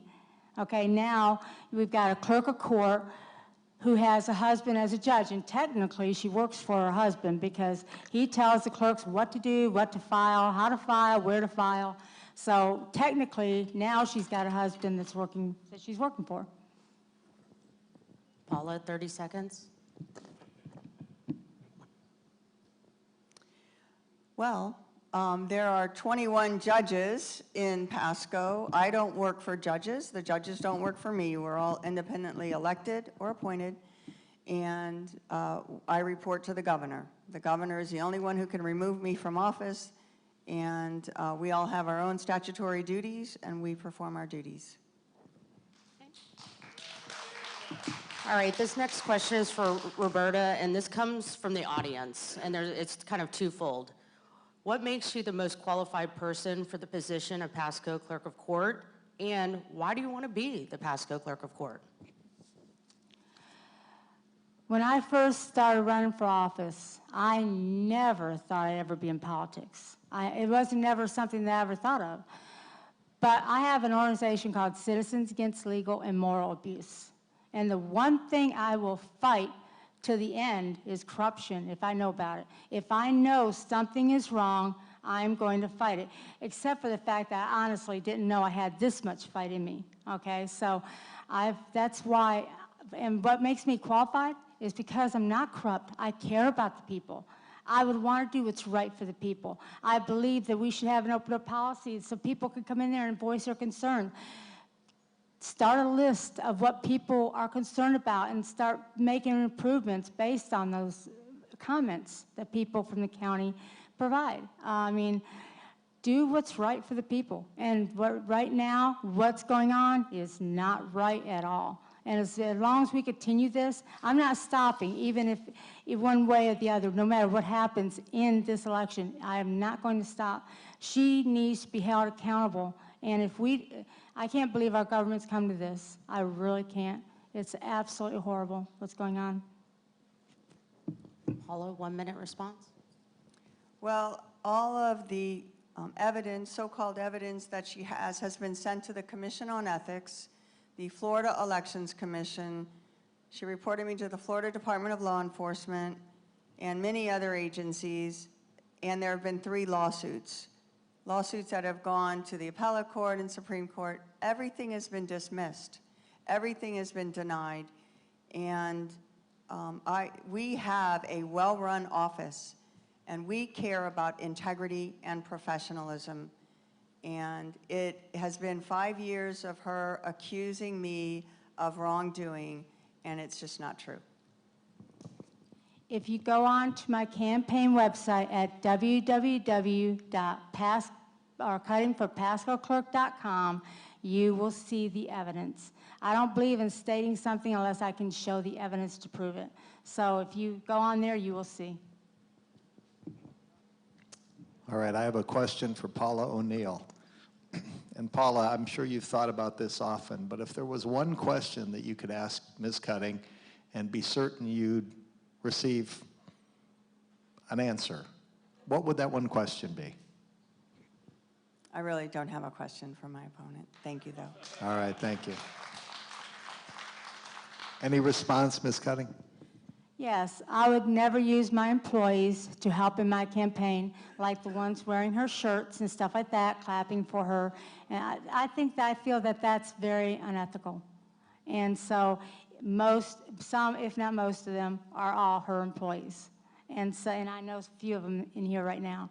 But I'm just saying that I feel that's very unethical to use your employees, because if they don't help you in your campaign, what are they going to do? Get demoted? Get fired? I mean, that's crazy. I would never do that. Paula, any response? We don't discuss politics in the office. If someone wants to work on my campaign and support me at forums, and I'm sure they're interested in who the possible opponent is and who the possible new clerk would be, I'm sure it's of interest to them. And I appreciate everyone who wants to support my campaign. I respect those who want to stay out of it. Thank you. All right, and my question for Ms. Cutting would be, in the event that you're not successful in your bid for office, what will your next step be? Picketing, okay? Picketing. Because the one thing that I believe in is holding her accountable. I mean, we're in a big mess. I mean, our government is a bigger mess than I ever anticipated. And I am not going to stop. She is going to be held accountable because it's not right. I mean, she's using her office to harm other people. I'm not going to stand by and let her continue that. No. Either way, I'm not going to do it. So I've been trying to hold her accountable, even though my complaints are viable. The ones that I sent to the committee, why would I even waste my time if they weren't viable? All those complaints that I sent, but she's connected to this person, connected to that person. I found out all this stuff that so many people she's connected to, and there's nothing I can do if they don't want to hold her accountable. But I am in the process of trying to figure out how to make those public officials hold her accountable for her wrongful actions. And so I'm not sure what to do. I'm working on it to do that. But I do plan on, that's one of my thoughts about doing is picketing. But actually, I'm going to be doing a lot more than that before the campaign's over with. So, do you mind if I ask you what's so funny? You're over there laughing so hard. You are, the guy with the tie. Can I ask you, is what I'm saying funny to you? Because if it is, that's pretty pathetic. Well, but I'm just saying, you just keep laughing. Were you talking to me, ma'am, or who were You you keep talking laughing. to? I mean, why Ma'am, are who you were you laughing? Why talking I'm to? talking, you're whispering to her and you're laughing. Why are you doing that? Oh, were you talking to me? Yes, I am. Yeah, I wanted to know which question we were on. Okay. As a Well, moderator? I'm just saying, I Ma'am? mean, I believe in telling you how it is. I mean, Sure. that's not right. Well, no, I see that, ma'am. I'm very right. clear on that. Yes, ma'am. But, yeah, we were trying to determine where we were in the procedure to make sure we go back to the correct question. Okay, And well, I would and- appreciate it, though. And I you know. enjoy what I do, so. You enjoy going ahead and, you know, Is it my turn sidetracking to me. respond? You're whispering, never mind. And I that's mean, this is time. crazy. Thank you. Ms. O'Neill, a response? So I can just tell you that I took an oath of office, and I uphold that loyalty oath to the state of Florida, the Constitution of the United States, and the Constitution of Florida. And I will not sacrifice my integrity for someone who wants to see a public record that's not available to that person. I can tell you that the other public officials who my opponent has complained about have also taken oaths of office. And the people who these complaints have been sent to have also taken oaths of office to uphold the Constitution of the United States and the Constitution of Florida. So the fact that my opponent says that her complaints are valid don't hold water in these areas where these complaints have been made. Thank you. Well, you know, what happens if you have a judge, okay, a husband for a judge, and you're a defendant in the case, and your husband is presiding over So I that think case? I was responding to her question. What is So I think that? that's over, right? I believe so. No, We what were- I'm saying is that's uncalled for. I mean, do you think that her husband, is that justice? Is that justice? That's an interesting question, ma'am. And going into what we wanted to be sure of is that we gave the right order for the closing statements. And it's been a spirited debate, and I think for that reason, we've maybe lost track of our back and forth. So would you please tell me which candidate now is first to make the closing statement? It would be me. All But right, can I respond to, there was a question earlier that I didn't get my 30 seconds. That would be up to Mr. George response. and the people directing. So there were some accusations about, or some questions about why I hired Tom Jackson, and I wanted to address that. Did hire him on a contract basis to address public records. We have so many public records requests, and actually in 2012 we had like 59. This last year, actually this year so far, we've had 272 public records requests. The state is very strict about the time frame we have to answer those public records requests. 139 of those over the last 5 years have been from my opponent. Over 600 emails for those specific public records requests. It's just very important that we respond timely and accurately, and I needed the assistance of someone from the journalism field to do that. Thank you. Closing statement? Well, what I was going to say, I want to respond to that, because why would she hire Tom Jackson? It's really Why not an hire, honor. Thank why you not very- hire somebody from her office or somebody that's been laid off? Okay. Right, so Well, I Paula- will go ahead. Okay, I will give my closing statement. Roberta, Paula is up for her closing statement. She has 2 minutes, and then you will have 2 minutes on your closing statement. So you will have Okay. the final closing statement, but Paula, you have 2 minutes. Let me just say that it's been an honor to serve as your clerk and controller. I want to emphasize we have a national award-winning office. We win awards every year. That demonstrates the quality of work that my team performs for you, the citizens of Pasco, and for our customers. It's very important with this type of work, with the variety of work that we face between official records and courts and the controller duties. It's very important that this be led by a professional who's willing to come into the office every day and perform for you, to establish those relationships with the other justice partners, with the commissioners and other elected officials, and with clerks throughout the state to make sure that you're getting your money's worth and that your office can run as smoothly as possible. It has been my honor to do that for you, and I really hope that on November 8th or before, early voting or absentee, that you would choose me to serve 4 more years as your clerk and controller. Thank you very much. Roberta, you have 2 minutes. All right. Like I said, I believe that we need to start making new changes. We need to have new voices, that's why our government's so corrupt. I mean, these public officials are working together on issues, and they're all so connected that we have to do something to stop it. I mean, I cannot believe our government's come to this. I mean, to where I know from a personal standpoint just how corrupt my opponent is. That is unacceptable. When you know from a personal standpoint, that makes you fight harder. And so that's why I'm fighting as hard as I am, because I want to stop her. And I want to do what's right for the people at the same time. And if people don't want to clap because I'm against corruption, then what does that say about your integrity? I mean, that's how I feel about it. If you're going to support somebody that you know is already corrupt, then that says a lot about your integrity.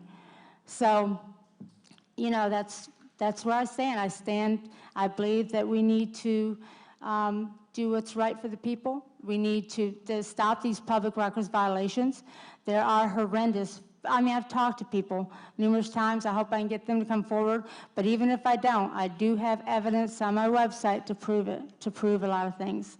And so, but I would like the other ones to come forward, because if they do, then that's going to prove even further just how much is really going on. But anyway, either way, I just want to go ahead and thank you all for being here. Thank you for holding this event, regardless on, you know, what I feel. I feel some ways that it's more like, because you support my opponent, you know, the West Pasco Chamber of Commerce supports my opponent. So because they do that, it kind of gives me a, you know, disadvantage. I'm at a disadvantage for that, because some of the questions and some of the actions are because I'm being, you know, treated unfairly. But anyway, that's okay. Thank you very much, and I would appreciate your vote on where before or even during November 8th. Thank you. Thank you both for being here.